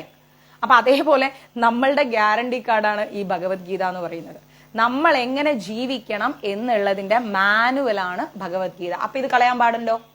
നമ്മുടെ ജീവിതത്തിലൊക്കെ ദുഃഖങ്ങളുണ്ട്. പക്ഷെ ഈ ദുഃഖങ്ങൾ എങ്ങനെ വന്നു? ഈ ദുഃഖങ്ങളിൽ എങ്ങനെ പിടിച്ചു നിൽക്കാം? എങ്ങനെ മുന്നോട്ട് പോവാം? എങ്ങനെ ഈ പ്രശ്നങ്ങൾ തീർക്കാം? ഇതേക്കുറിച്ച് നമ്മളിങ്ങനെ ടെൻഷൻ അടിച്ച് പതറി മൊബൈൽ എടുത്ത് വാട്സപ്പിലിട്ട് സ്റ്റാറ്റസ് ഇട്ട് എന്താ പറയാ എന്തൊക്കെയോ കാട്ടിക്കൂട്ടും കുറെ. പക്ഷെ ഒരു പ്രശ്നം വരുമ്പോൾ ആ പ്രശ്നത്തെ എങ്ങനെ അഭിമുഖീകരിക്കാം എന്ന് ഈശ്വരൻ നമ്മൾക്ക് പഠിപ്പിച്ച എന്താണ് മാനുവലാണ് ഭഗവത്ഗീത. ഇനിയും ഗീത വരാത്തവരുണ്ടെങ്കിൽ വാട്സപ്പിൽ മെസ്സേജ് ചെയ്യും. എല്ലാ സാധനവും ഇവിടുന്ന് അയച്ചു കഴിഞ്ഞു. അപ്പോ ആ മാനുവൽ ആവുന്ന ഭഗവത്ഗീതയിലെ സൂക്തങ്ങളെല്ലാം വിരൽ ചൂണ്ടുന്നത് എന്തിലേക്കാണ്? കൃഷ്ണനാകുന്ന അവബോധത്തെ ഹൃദയത്തിൽ നിറച്ച് ആത്മീയ പരിശുദ്ധിയോടുകൂടി ജീവിക്കണം എന്നുള്ള പരമസത്യത്തിലേക്കാണ് ഗീതയിലെ സൂക്തങ്ങളെല്ലാം വിരൽ ചൂണ്ടുന്നത്. കറക്റ്റ്? മനസ്സിലായോ എല്ലാവർക്കും? ഇതുവരെ എടുത്തതൊക്കെ മനസ്സിലായി? ഈ അവബോധത്തിന്, നമ്മൾ മനസ്സിലാക്കിയ ഈ അവബോധത്തിനും അതുമായി ബന്ധപ്പെട്ടതായിരിക്കുന്ന പ്രവർത്തനങ്ങൾക്കും എതിരായിട്ടുള്ള കുറെ കാര്യങ്ങളുണ്ട്. അതായത് ഭഗവത്ഗീതയിൽ നമ്മൾ പറയുന്ന കർമ്മങ്ങൾ ചെയ്യുമ്പോ നല്ലതാണ്, അല്ലാതെ കുറച്ച് മുൻപേ ഞാൻ പറഞ്ഞ വികർമ്മങ്ങൾ, ചെയ്യാൻ പാടില്ലാത്തതും പറയാൻ പാടില്ലാത്തതുമായിരിക്കുന്ന കുറേ കാര്യങ്ങൾ, ഈ കാര്യങ്ങളെല്ലാം നിഷിദ്ധമായിരിക്കുന്ന കർമ്മങ്ങളാണെന്നാണ് ഭഗവത്ഗീത പറയുന്നത്. ഒരാളെ കുറിച്ചും ഒന്നും പറയാൻ നമുക്ക് അനുമതിയില്ല. ആരുടെ കുറ്റവും കുറവും അപ്പുറത്തും ഇപ്പുറത്തും വിളിച്ചു പറയാൻ അനുമതിയില്ല. ഞാനിപ്പോ പ്രസന്ന മാതാജിയെ കുറിച്ച് പ്രസന്ന മാതാജി അങ്ങനെ മാതാജി ഇങ്ങനെ മാതാജി എന്ന് പറഞ്ഞിട്ട് ഇങ്ങനെ സംസാരിച്ചിട്ട് തിരിഞ്ഞു എന്ന് ഞാൻ അങ്ങോട്ടേക്ക് പ്രീതി പ്രദീപിനോട് പറയും, ആരാ ഈ പ്രസന്ന മാതാജി, ഇവരെ വിചാരം എന്താ, ഇവരാരാന്നാണ്? ഇതാണ് നിഷിദ്ധ കർമ്മം എന്ന് പറയുന്നത്. ഏറ്റവും വലിയ പാപമാണ് ആ ചെയ്യുന്നത്. ഏറ്റവും വലിയ പാപം. ഇന്ന് വരെയുള്ള ജീവിതത്തിൽ ഞാനും നിങ്ങളും ചിലപ്പോൾ അറിഞ്ഞോ അറിയാതെയോ ഇത് ചെയ്തു പോയിട്ടുണ്ടാവാം, മേ ബി സാഹചര്യത്തിനനുസരിച്ച്. പക്ഷെ ഇന്ന് മുതലുള്ള ജീവിതത്തിൽ അത് ചെയ്യാൻ പാടില്ല, ഒരിക്കലും ചെയ്യാൻ പാടില്ല. അത് വികർമ്മമാണ്, ഭഗവാനോട് മാപ്പില്ല. ക്ലിയർ? ഇതെല്ലാം മനസ്സിലാക്കാൻ വേണ്ടിയിട്ട് കൃഷ്ണാവബോധമുള്ള ഒരു വ്യക്തിയുടെ കൂടെ നമ്മൾ എന്ത് ചെയ്യണം? ജീവിക്കണം. ഇങ്ങനെ ചെയ്യരുത്, നമ്മൾ ഇങ്ങനെ ജീവിക്കാൻ പാടില്ല എന്ന് തിരിച്ചറിയണമെങ്കിൽ കൃഷ്ണാവബോധം നല്ലോണം ഉള്ള ഒരു വ്യക്തിയുടെ കൂടെ നമ്മൾ ജീവിക്കണം.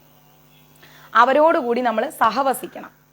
അവരിൽ നിന്നുള്ള രഹസ്യജ്ഞാനം നമ്മൾ സ്വന്തമാക്കണം.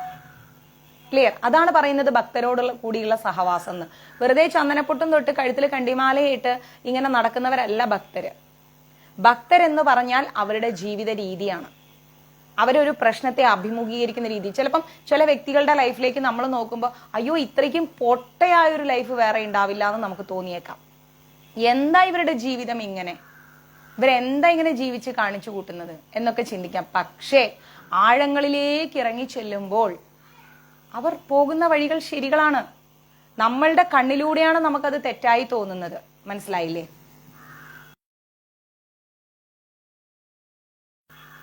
നമ്മുടെ കണ്ണിലൂടെയാണ് ചിലപ്പോൾ അത് തെറ്റായി തോന്നുന്നത്. പക്ഷെ അത് 1008 വട്ടം ഭഗവാന്റെ കണ്ണിൽ അതൊരു ശരിയായിരിക്കാം. മനസ്സിലായോ? തീർച്ചയായിട്ടും നമ്മളത് മനസ്സിലാക്കണം. 1008 വട്ടമല്ല, 10008 വട്ടം ഭഗവാന്റെ കണ്ണിൽ അതൊരു ശരിയായിരിക്കാം. അത് നമ്മൾ ചിന്തിക്കണം. നമ്മൾ ഒരിക്കലും ഒരാളെയും നമ്മൾ വിരൽ ചൂണ്ടി അവരിലേക്ക് ഒറ്റവും കുറവും പറയാൻ നമ്മൾ എന്താ പറയാ, നമ്മൾ അർഹരുള്ളവരല്ല. അതിനുള്ള അർഹത നമുക്കില്ല, അതിനുള്ള അധികാരം നമുക്കില്ല. എല്ലാവരിലും തെറ്റുകൾ ഉണ്ടാവും. എന്നിലും തെറ്റുകളുണ്ട്, ഒരുപാട് തെറ്റുകൾ എന്നിലുമുണ്ട്, നിങ്ങളിലുമുണ്ട്. പക്ഷെ അത് എനിക്കൊരിക്കലും തെറ്റാണെന്ന് ഞാൻ പറയില്ല.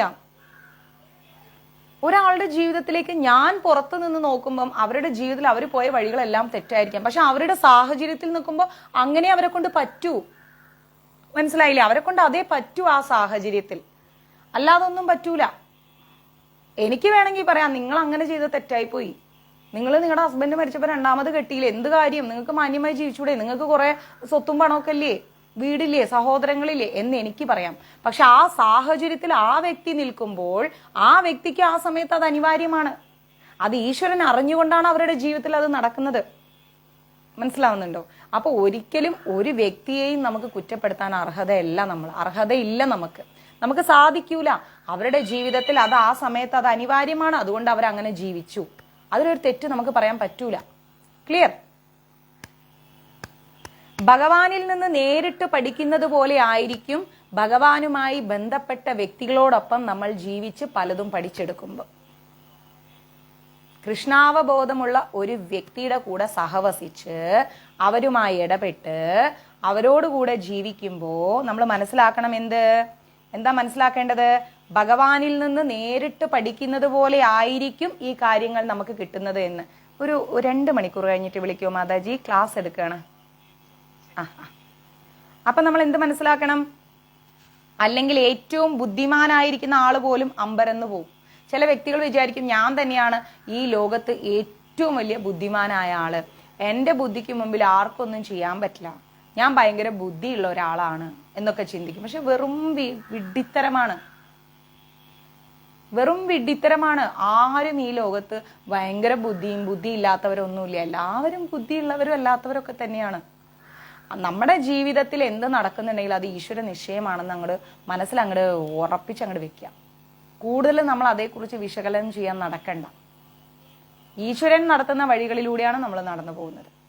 ഈശ്വരൻ നിശ്ചയിക്കുന്ന വ്യക്തികളെയാണ് നമ്മൾ കാണുന്നത്. ഈശ്വരൻ നിശ്ചയിക്കുന്ന വ്യക്തികളാണ് നമ്മളിൽ നിന്ന് വിട്ടുപോകുന്നത്. മനസ്സിലാവുന്നുണ്ടോ?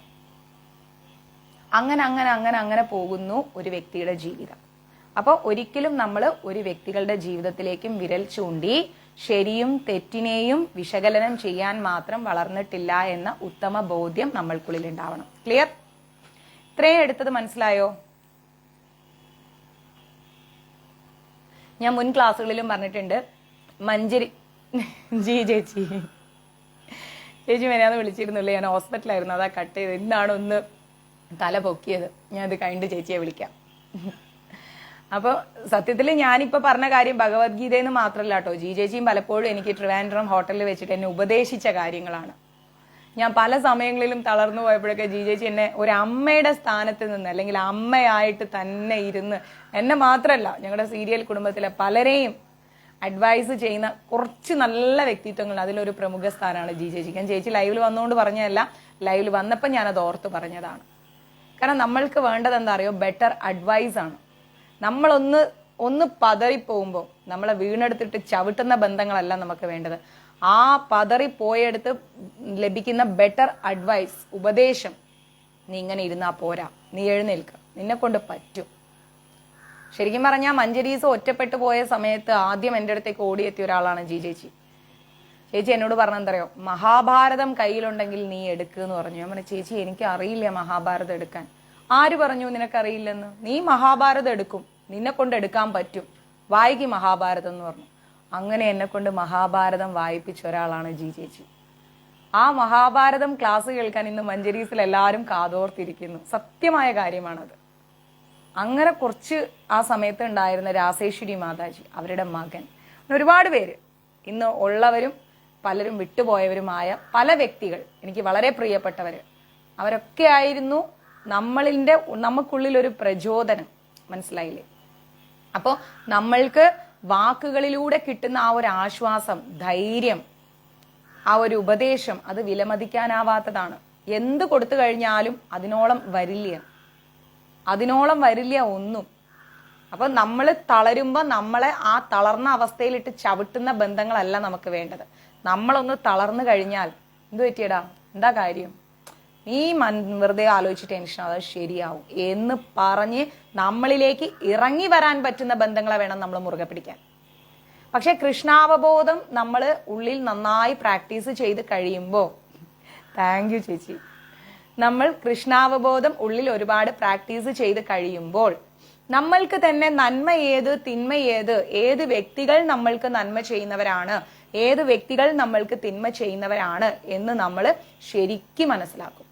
ഇപ്പോൾ മഞ്ജരീസിലൂടെ എന്നെ വിളിക്കുന്ന ഒത്തിരി ആൾക്കാരുണ്ട്. ചിലപ്പോൾ ഞാൻ പറയും, മാതാജി ഒന്ന് ഓഡിയോ ഇട്ട് വെച്ചോളൂ. ഞാൻ ആരുടെയും പേഴ്സണൽ ലൈഫ് ഇവിടെ ഓപ്പൺലി പറയില്ല. ഓരോരുത്തർ ചിലപ്പോൾ പറയുമ്പം ഞാൻ വിചാരിക്കും, ഞാനത് കേൾക്കുമ്പം എനിക്ക് ശരിക്കും എന്താ പറയാ, ഭയങ്കര ഫീൽ ചെയ്യും കേൾക്കുമ്പം. ഒരു ലേഡി എന്ന സ്ഥാനത്ത് നിന്ന്, അല്ലെങ്കിൽ ഒരു മകൾ, അല്ലെങ്കിൽ ഒരു അമ്മ, അങ്ങനെയൊക്കെ നിന്ന് കേൾക്കുമ്പോൾ, ഒരു ഭാര്യ, ഒരു സുഹൃത്ത് എന്നൊക്കെ കേൾക്കുമ്പം ചിലപ്പോൾ അവർ പറയുന്ന കാര്യങ്ങൾ എനിക്ക് ഒട്ടും ഉൾക്കൊള്ളാൻ പറ്റിയെന്ന് വരൂല. ഈശ്വര, ഇവർ എന്തൊരു സ്ത്രീയാണ് എന്ന് ഞാൻ ചിന്തിച്ചു പോകുമായിരുന്നു. അതായത് കൃഷ്ണാവബോധം ഞാൻ പ്രാക്ടീസ് ചെയ്യുന്നതിന് മുൻപേ ഉള്ള അമ്പിളിയാണെങ്കിൽ, കൃഷ്ണാവബോധം പ്രാക്ടീസ് ചെയ്തപ്പോൾ ഉള്ള ഒരു അമ്പിളി ആയപ്പം എനിക്ക് മനസ്സിലായി അവരുടെ സാഹചര്യം അതായിരുന്നു. അതുകൊണ്ട് ആ സ്ത്രീ അങ്ങനെ ചെയ്തു പോയി, അല്ലെങ്കിൽ അങ്ങനെ ഒരു ബന്ധത്തിൽ പെട്ടുപോയി, അല്ലെങ്കിൽ ആ ഒരു അവസ്ഥയിലേക്ക് അവർക്ക് നീങ്ങേണ്ടി വന്നു. ചിലപ്പം ചില പുരുഷന്മാർ, അപ്പൊ ഞാൻ ചിന്തിക്കും, പോട്ടെ, അവർക്ക് അങ്ങനെ ഒരു തെറ്റ് പറ്റിപ്പോയി, അല്ലെങ്കിൽ അത് ആ സാഹചര്യത്തിൽ അവർ അതായിരുന്നു ചെയ്യേണ്ടത്, അങ്ങനെ ചെയ്തു പോയി എന്ന് നമുക്ക് റിയലൈസ് ചെയ്യാൻ പറ്റും. ഞാൻ അങ്ങനെ റിയലൈസ് ചെയ്യുന്ന ഒരാളാണ്. കുറ്റപ്പെടുത്തില്ല ഞാൻ അവരെ ഞാൻ കുറ്റപ്പെടുത്തിയാൽ പിന്നെ അവരെന്തിനാണ് എന്നെ കോണ്ടാക്ട് ചെയ്തത്? എന്ത് ആശ്വാസത്തിനാണ് അവരെന്നെ കോണ്ടാക്ട് ചെയ്തത്? ഈ ലോകം മുഴുവൻ കുറ്റപ്പെടുത്തുന്ന കാര്യമായിരിക്കാം മേ ബി അവർ ചെയ്തിട്ടുണ്ടാവുക, പക്ഷെ ഞാൻ അവരെ കുറ്റപ്പെടുത്തില്ല. കാരണം എന്താ? എനിക്കത് കുറ്റപ്പെടുത്താൻ കഴിയില്ല. അവർ ഭഗവാനോട് പറയുന്ന അതേ മനസ്സുകൊണ്ടാണ് അവരെന്നോട് പറയുന്നത്. അപ്പം ഭഗവാനെ പ്രതിനിധീകരിച്ച് നിൽക്കുന്ന ഒരു വ്യക്തി എന്ന നിലയ്ക്ക് എനിക്ക് അവരെ ഒരിക്കലും ഒറ്റപ്പെടുത്താൻ കഴിയില്ല, കുറ്റപ്പെടുത്താനും കഴിയില്ല, ഞാൻ ചെയ്യൂല.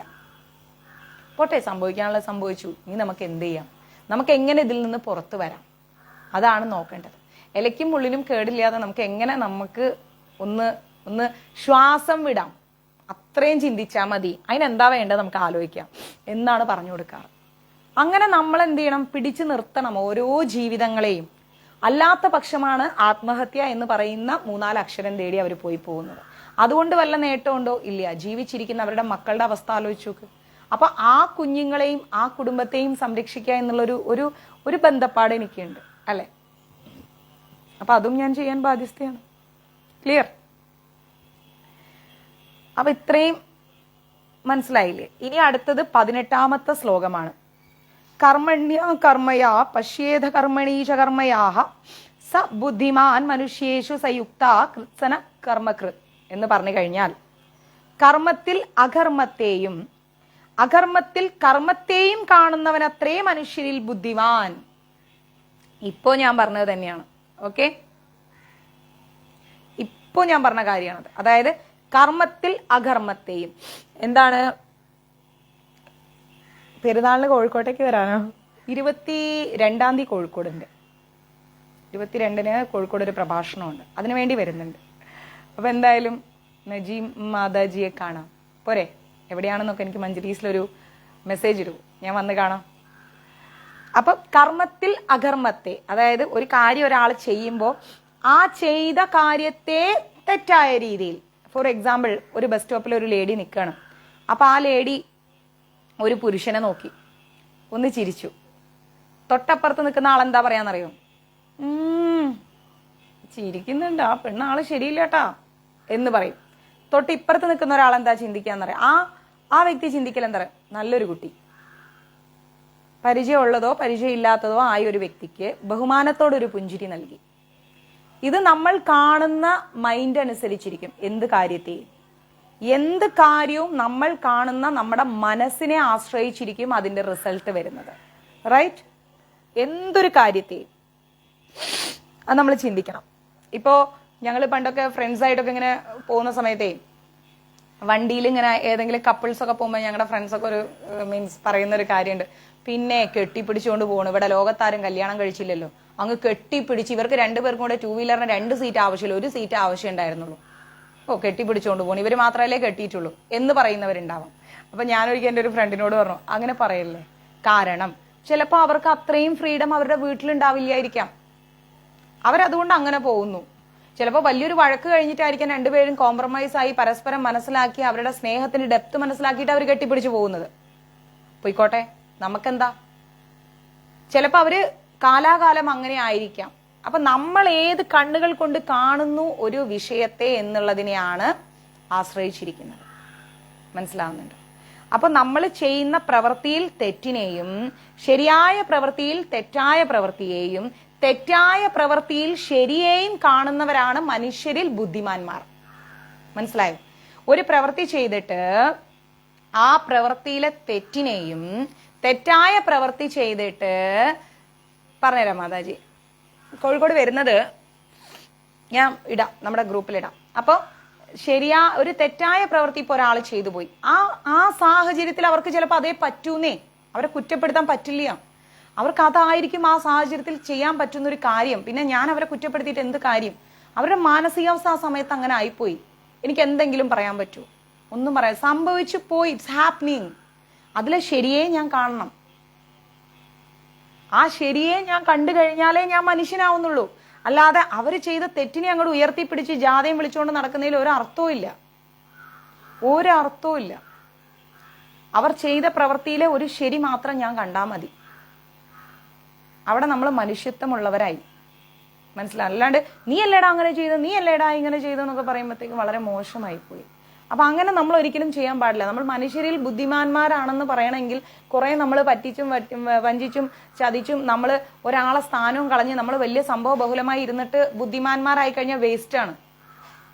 ഏതൊരു വ്യക്തി ചെയ്യുന്ന ഏതൊരു പ്രവൃത്തിയിലെ ആരും കാണാത്തൊരു ശരിയെ ആര് കാണുന്നുവോ അവനാണ് ബുദ്ധിമാൻ. അത്രയും മനസ്സിലാക്കിയാൽ മതി. എല്ലാ കർമ്മങ്ങളിൽ ഏർപ്പെട്ടുകൊണ്ടിരുന്നാലും അതീന്ദ്രിയ സ്ഥിതിയിലാണ് അയാൾ. നമ്മൾ എന്ത് കർമ്മം ചെയ്താലും ശരി, നമ്മളൊരു അതീന്ദ്രിയ സ്ഥിതിയിൽ ജീവിക്കുന്ന വ്യക്തിയാണ്. മനസ്സിലായില്ലേ? നമ്മുടെ ആത്മാവ് ഒരു അതീന്ദ്രിയ സ്ഥിതിയിലാണ് ഇരിക്കുന്നത്. നമ്മുടെ ശരീരമാണ് ഈ പ്രവൃത്തികളെല്ലാം ചെയ്തുകൊണ്ടിരിക്കുന്നത്. പോകുന്നു, വരുന്നു, ഇരിക്കുന്നു, കിടക്കുന്നു, തിന്നുന്നു, പോകുന്നു, എല്ലാ പ്രവൃത്തിയും ചെയ്യുന്നത് എന്താണ്? നമ്മുടെ ശരീരമാണ്. ഇന്ദ്രിയ സുഖത്തിന് വേണ്ടി നമ്മുടെ ശരീരം ചെയ്യുന്ന പ്രവൃത്തികളാണ് ഇതെല്ലാം. പക്ഷേ നമ്മുടെ ആത്മാവ് ഒരു അതീന്ദ്രിയ അവസ്ഥയിൽ ഇരിക്കുകയാണ്. കൃഷ്ണ കൃഷ്ണ കൃഷ്ണ കൃഷ്ണ കൃഷ്ണ എന്നും പറഞ്ഞുകൊണ്ട് ആ പരമാത്മാവിനെ മാത്രം ലക്ഷ്യം വെച്ചുകൊണ്ടാണ് ആത്മാവിരിക്കുന്നത്. പക്ഷെ ആ ശരീരം ഒരിക്കലും ആത്മാവിലേക്ക് ദൃഷ്ടി ചെയ്യുന്നില്ല, ഒരിക്കലും ചെയ്യുന്നില്ല. ശരീരം ശരീരത്തിൻ്റെതായ സുഖങ്ങൾക്ക് വേണ്ടി ഓടിക്കൊണ്ടിരിക്കുകയാണ്. ക്ലിയർ?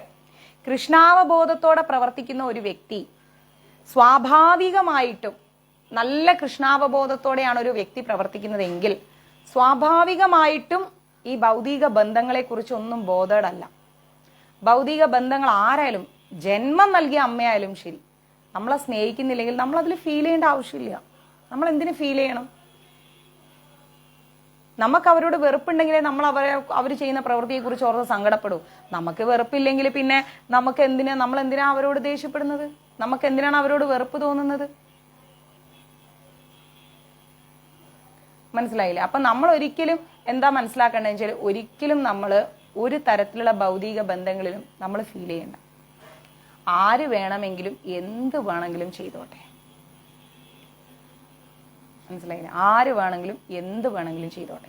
നമ്മൾ അതേക്കുറിച്ചിട്ട് ആലോചിച്ച് ചിന്തിച്ച് നമുക്ക് എപ്പോഴാ വിഷമം വരിക? നമ്മൾ ഈശ്വരനെ അല്ലാതെ മറ്റു ബന്ധങ്ങളിൽ ഒരുപാട് അഡിക്ഷൻ ആവുമ്പോഴാണ് നമുക്ക് വിഷമം വരിക. ഈശ്വരനിലാണ് നമ്മൾ ഏറ്റവും കൂടുതൽ അഡിക്ഷൻ എങ്കിൽ മറ്റുള്ള എന്ത് സംഭവവും സംഭവിച്ചോട്ടെ, നമുക്ക് പ്രശ്നമല്ല. നമ്മളിപ്പം നല്ല ചൂടുള്ള സമയം നമ്മൾ ബെഡ്റൂമിൽ AC ഇട്ടിട്ട് ഇരിക്കുകയാണെന്ന് ആലോചിക്കാം. ഞാൻ ലതാ സതീശൻ മാതാജി ഇന്നലെ ആലോചിച്ചിട്ടേ ഉള്ളൂ. എന്തോ ഒരു കാര്യത്തിന് ഇങ്ങനെ ചിന്തിച്ചപ്പോൾ മാതാജിയെ കുറേ നാളായല്ലോ കണ്ടിട്ട്, ഹസ്ബൻഡിന്റെ വയ്യായികയൊക്കെ എങ്ങനെയുണ്ടാവോ, ഇന്നലെ ഇങ്ങനെ ആലോചിച്ചതേ ഉള്ളൂ. അപ്പം നമ്മളിപ്പോൾ നല്ല ചൂടുള്ള ഒരു സിറ്റുവേഷൻ പുറത്ത്, അപ്പൊ ഇന്നിപ്പം നമ്മൾ AC റൂമിൽ ഇരിക്കുകയാണെങ്കിൽ ആ ചൂടിനെ കുറിച്ച് നമ്മൾ ബോധേഡല്ല, അല്ലേ? ഒരിക്കലും ബോധേഡല്ല. കാരണം നമ്മൾ AC ആണ് ഡിപ്പെൻഡ് ചെയ്യുന്നത്. അതേപോലെ നമ്മൾ ഈശ്വരനെയാണ് ഡിപ്പെൻഡ് ചെയ്യുന്നെങ്കിൽ പിന്നെ നമ്മൾ പുറത്തുള്ളവർ നമ്മളെ കുറിച്ച് എന്ത് പറയുന്നു, എന്ത് പ്രവർത്തിക്കുന്നു എന്നുള്ളതിൽ നമ്മൾ ബോധേഡാവേണ്ട കാര്യമില്ല. നമ്മൾ അതിൽ വിഷമിക്കേണ്ട കാര്യമില്ല. ഈശ്വരനെ ഡിപ്പെൻഡ് ചെയ്യുന്ന ഒരാള് ഈശ്വരൻ വിചാരിച്ചാലേ നശിക്കൂ. ആര് വിചാരിച്ചാലും നശിക്കില്ല. ആര് വിചാരിച്ചാലും അവരെ കൊല്ലാനും പറ്റില്ല, തളർത്താനും പറ്റില്ല. ഈശ്വരൻ ചേർത്ത് പിടിച്ചൊരു വ്യക്തി കല്ല് പോലെ അവിടെ നിൽക്കും, കരിങ്കല്ല് പോലെ, പാറക്കല്ല് പോലെ അവിടെ നിൽക്കും. ഒരു വാക്കുകൾ കൊണ്ടും ഒരു നോട്ടം കൊണ്ടും ഒരു പ്രവൃത്തി കൊണ്ടും അവരെ തകർക്കാൻ കഴിയില്ല. ആ തൃപ്പാദങ്ങളെയാണ് നമ്മൾ ആശ്രയിച്ചതെങ്കിൽ ഈ ലോകം മുഴുവൻ വന്നോട്ടെ, നമ്മൾ വീഴൂല, നമ്മൾ തളരൂല. നമ്മുടെ കണ്ണിൽ നിന്ന് സാഹചര്യം കൊണ്ട് ചിലപ്പോൾ നമ്മളുടെ കണ്ണിൽ നിന്ന് 1-2 തുള്ളി കണ്ണുനീര് പോയിട്ടുണ്ടാവും. അത് ആ ഭഗവാൻ ഇങ്ങനെ കയ്യിലിങ്ങനെ കോരിയെടുക്കും ആ കണ്ണുനീര്. കാരണം കൃഷ്ണനെ ധ്യാനിച്ച വ്യക്തിയുടെ കണ്ണുനീരാണ്. പ്രതികരിക്കാൻ അറിയാഞ്ഞിട്ടല്ല അവർക്ക്. ഭഗവാന് സർവം കൃഷ്ണാർപ്പണമസ്തു എന്നും പറഞ്ഞുകൊണ്ട് നിന്ന വ്യക്തികളായതുകൊണ്ട് ആ കണ്ണുനീര് ഈശ്വരൻ കൈകളിലേക്ക് ഇങ്ങനെ എടുക്കും. പക്ഷെ ആ ഹൃദയം പെടഞ്ഞ, ആ കൃഷ്ണന്റെ ഹൃദയം പെടഞ്ഞ, അത് ആ ഒരു ഭൂകമ്പം ഇല്ലാതാക്കാൻ ഒരാളെ കൊണ്ടും പറ്റില്ല. അതുകൊണ്ട് ഒരിക്കലും നമ്മൾ ഭക്തഹൃദയങ്ങൾക്ക് വേദന കൊടുക്കരുത്. ഒരിക്കലും നാമം ജപിക്കുന്ന വ്യക്തിയാണോ, അവരിൽ 1008 10,008 ലക്ഷക്കണക്കിന് തെറ്റുകൾ ഉണ്ടായിക്കോട്ടെ, നമ്മൾ ആ ഭാഗത്തേക്ക് തിരിയണ്ട. അത് ഈശ്വരനായ അവരായി. നമ്മൾ ജഡ്ജ്മെന്റിന് ഇറങ്ങണ്ട. അത്രേ ആലോചിച്ചാൽ മതി. കൃഷ്ണന് വേണ്ടിയാണ്. കൃഷ്ണാവബോധം ഉൾക്കൊണ്ട വ്യക്തിയുടെ ജീവിതം മുഴുവൻ കൃഷ്ണന് വേണ്ടിയിട്ടാണ്. അവർ ജോലിക്ക് പോവും, കിടന്നുറങ്ങും, ഭക്ഷണം ഉണ്ടാക്കും, യാത്രകൾ ചെയ്യും, എല്ലാം ചെയ്യും. പക്ഷേ അവരുടെ ജീവിതം എന്ന് പറഞ്ഞാൽ അത് കൃഷ്ണന് വേണ്ടിയുള്ളതെന്ന് കൃഷ്ണൻ അറിയാം. കൃഷ്ണന് നന്നായിട്ട് അറിയാം. ആ ജീവിതം കൃഷ്ണന് വേണ്ടിയുള്ളതാണ്. ഒരു നിമിഷമെങ്കിലും കൃഷ്ണനെ കുറിച്ച് ഒരു വ്യക്തിയോടെങ്കിലും പറയുന്നുണ്ടെങ്കിൽ ആ ജീവിതം കൃഷ്ണന് വേണ്ടിയുള്ളതാണ്. ആ ജീവിതം കൃഷ്ണന് വേണ്ടിയുള്ളതാണ്. പാണ്ഡവരുടെയും കൗരവന്മാരുടെയും ജീവിതത്തിലേക്ക് നമ്മൾ നോക്കുമ്പം കൃഷ്ണൻ ഏതൊക്കെ രീതിയിൽ പാണ്ഡവർക്ക് സഹായകരമായി എന്നുള്ള കാര്യം നമുക്കറിയാം. നോർമൽ ആൾക്കാർ പറയും കൃഷ്ണൻ കുറെ കള്ളത്തരം ചെയ്തിട്ടാണ് കൗരവന്മാരെ തോൽപ്പിച്ചതെന്ന്. എന്തുകൊണ്ട് കൃഷ്ണൻ അങ്ങനെയുള്ള തീരുമാനങ്ങൾ അവിടെ എടുത്തു എന്ന് മനസ്സിലാക്കണം. പാണ്ഡവന്മാർക്കൊപ്പം കൃഷ്ണൻ അങ്ങനെ താങ്ങായി തണലായി നിൽക്കാൻ 1008 തെറ്റുകൾ ഒരു പക്ഷെ പാണ്ഡവരിൽ ഉണ്ടാവും. എന്നിട്ടും കൃഷ്ണൻ താങ്ങായി തളരായി നിൽക്കണമെങ്കിൽ നമ്മൾ ആലോചിക്കണം കൃഷ്ണൻ അവരെത്ര പ്രിയപ്പെട്ടവരാണ്. കൃഷ്ണന് വേണ്ടിയിട്ട് നമ്മൾ കോടാനുകോടി കാര്യങ്ങളൊന്നും ചെയ്യേണ്ട. ഒരു എന്താ പറയാ, ഒരു മൺതരീന്റെയും ചെറിയ ഒരു കാര്യം കൃഷ്ണന് വേണ്ടി ചെയ്താൽ മതി. ഇപ്പൊ ഞാൻ ലൈവ് എടുക്കുന്ന സമയത്ത് എനിക്ക് 500, 600, 1000, 10,000 ആൾക്കാർ വേണമെന്ന് എനിക്ക് താല്പര്യമില്ല. ഒരാളുണ്ടായാൽ മതി. ശ്രീല പ്രഭുപാജി പറഞ്ഞ പോലെ ഒരു ജീവാത്മാവ് ഉണ്ടായാൽ മതി എനിക്ക്. ഞാൻ അത്രേ ആഗ്രഹിക്കുന്നുള്ളൂ കൃഷ്ണ. ആ ജീവാത്മാവിനെ, ആ ഹൃദയത്തിലേക്ക് എനിക്ക് കൃഷ്ണനെ നിറയ്ക്കാൻ സാധിച്ചാൽ എൻ്റെ ജീവിതം കൃഷ്ണന് വേണ്ടിയുള്ളതായി. അങ്ങനെ നമ്മൾ ഓരോരുത്തരും ചിന്തിക്കണം. നമ്മൾ ആരെയും ഫോൺ വിളിച്ച് കുറ്റം പറയരുത്, ആരെയും മെസ്സേജ് അയച്ച് കുറ്റം പറയരുത്. മേ ബി ഞാൻ വീണ്ടും ആവർത്തിച്ച് പറയുന്നത് എനിക്കും പറ്റിയിട്ടുണ്ടാവാം. പക്ഷേ ഏതൊരു ജീവാത്മാവിനെയും നമ്മൾ കൃഷ്ണനെ ആ ഹൃദയത്തിലേക്ക് നിറച്ചു കൊടുക്കാനുള്ള ജീവിതമായിട്ട് നമ്മുടെ ജീവിതത്തെ നമ്മൾ മാറ്റണം. അതാണ് കൃഷ്ണന് വേണ്ടിയുള്ള ജീവിതം. നമ്മുടെ സ്വകാര്യ ആവശ്യങ്ങൾക്ക് വേണ്ടിയിട്ട് നമ്മൾ കിടന്ന് ജപിച്ചിട്ട് കാര്യമില്ല. കൃഷ്ണ എന്ന് വിളിച്ചുകൊണ്ട് ജപിക്കുന്നുണ്ടെങ്കിൽ, ഞാൻ ജപിക്കുമ്പോൾ ഞാൻ ഒന്നിനെ കുറിച്ചും ചിന്തിക്കാറില്ല. ചിലപ്പോൾ വളരെ വിഷമത്തോടെ ഞാൻ നമ്മുടെ ഗ്രൂപ്പിലുള്ള പലരുടെ സങ്കടങ്ങൾ കേൾക്കുമ്പോൾ ചിലപ്പോൾ അവർക്ക് വേണ്ടി ഞാൻ ജപിച്ചു പോകും. ഞാൻ എനിക്ക് വേണ്ടി ജപിക്കാറില്ല. പക്ഷേ എൻ്റെ ജീവിതത്തിൽ വന്ന എല്ലാ പ്രതിസന്ധികളെയും എൻ്റെ ഭഗവാൻ ഞാൻ പ്രാർത്ഥിക്കാതെ, ഞാൻ ചോദിക്കാതെ, എൻ്റെ ഹൃദയം പടഞ്ഞപ്പോൾ, എൻ്റെ കണ്ണ് നിറഞ്ഞപ്പോൾ എൻ്റെ കിച്ചു എനിക്ക് നടത്തി തന്നിട്ടുണ്ട്. അപ്പൊ ആ ഒരു കൃഷ്ണൻ നിങ്ങളുടെ എല്ലാവരുടെ ജീവിതത്തിലും പ്രവർത്തിക്കും. എല്ലാ അർത്ഥത്തിലും നിങ്ങളുടെ എല്ലാവരുടെ ജീവിതത്തിലും പ്രവർത്തിക്കും. യാതൊരു സംശയമില്ല. ഇപ്പം ഇന്നലെയും മെനയാന്നും എനിക്ക് തീരെ വയ്യായിരുന്നു. എന്നാലും ഞാനൊരു കാര്യം ചെയ്തു. അത് നാളെ ഞാൻ പോയി ലൈവ് ഇട്ട് കാണിച്ചുതരാം. 108 മുസ്ലിം നിർധന കുടുംബങ്ങൾക്ക് മഞ്ജരീസ് പെരുന്നാളിന് കിറ്റ് കൊടുത്തിട്ടുണ്ടായിരുന്നു. എനിക്ക് പീരീഡ്സ് ആയിട്ട് എനിക്ക് വയ്യായിരുന്നു, തീരെ വയ്യായിരുന്നു. പക്ഷെ ഞാൻ അവിടെ വിളിച്ച് ഇക്കാനോട് പറഞ്ഞു, കഴിഞ്ഞ വർഷവും നമ്മൾ 51 പേർക്ക് കൊടുത്തിരുന്നു. ഇക്ക സാധനങ്ങളെല്ലാം വാങ്ങിച്ചോളൂ, ഞാൻ വരാമെന്ന് പറഞ്ഞു. അവരതെല്ലാം വാങ്ങിച്ച് അവരെനിക്ക് വീഡിയോ എടുത്ത് അവരെനിക്ക് പെർഫെക്റ്റ് ആയിട്ട് എനിക്ക് അയച്ചു തന്നു. ഞാൻ പറഞ്ഞു, ഞാൻ ഒന്ന് എഴുന്നേറ്റോട്ടെ, ഞാൻ അങ്ങോട്ട് എത്താം, ഇപ്പം എനിക്ക് വയ്യാഞ്ഞിട്ടാണ്. അതിനുവേണ്ടിയൊന്നും നമ്മൾ മഞ്ജരീസിന് ആരോടും ഒരു രൂപയും വാങ്ങിച്ചിട്ടില്ല, അല്ലേ? ഉള്ളതെല്ലാം കൂടി തപ്പിപ്പെറിച്ച് എടുത്ത് എങ്ങനെയെങ്കിലുമൊക്കെ അഡ്ജസ്റ്റ് ചെയ്ത് നമ്മൾ ഒരുവിധം ഒപ്പിച്ചു. അതിനുവേണ്ടി ആരെങ്കിലും കോൺട്രിബ്യൂട്ട് ചെയ്താൽ എനിക്ക് സന്തോഷമില്ല എന്ന് പറയുന്നില്ല. കാരണം എന്താ, എനിക്ക് ഒരു ജാതി മതവും ഇല്ല. എല്ലാ ജീവാത്മാക്കളും എനിക്ക് തുല്യരാണ്. എല്ലാ ജീവാത്മാക്കളും ചിന്തിച്ചു നോക്കണം. നമ്മൾ എന്തെല്ലാം സത്പ്രവർത്തികൾ മഞ്ജരീസിലൂടെ ചെയ്യുന്നു. ഞാനിപ്പോൾ 2 ദിവസം കഴിഞ്ഞാൽ ചിലപ്പോൾ ഇന്നോ നാളെയോ ഒന്ന് അവിടം വരെ പോയാൽ അവർ പറയുന്നത് നിങ്ങൾക്ക് കേൾക്കാം മഞ്ജരീസിനെ കുറിച്ച്. ആ വീഡിയോയും ഞാൻ മഞ്ജരീസിൽ പോസ്റ്റ് ചെയ്യാം.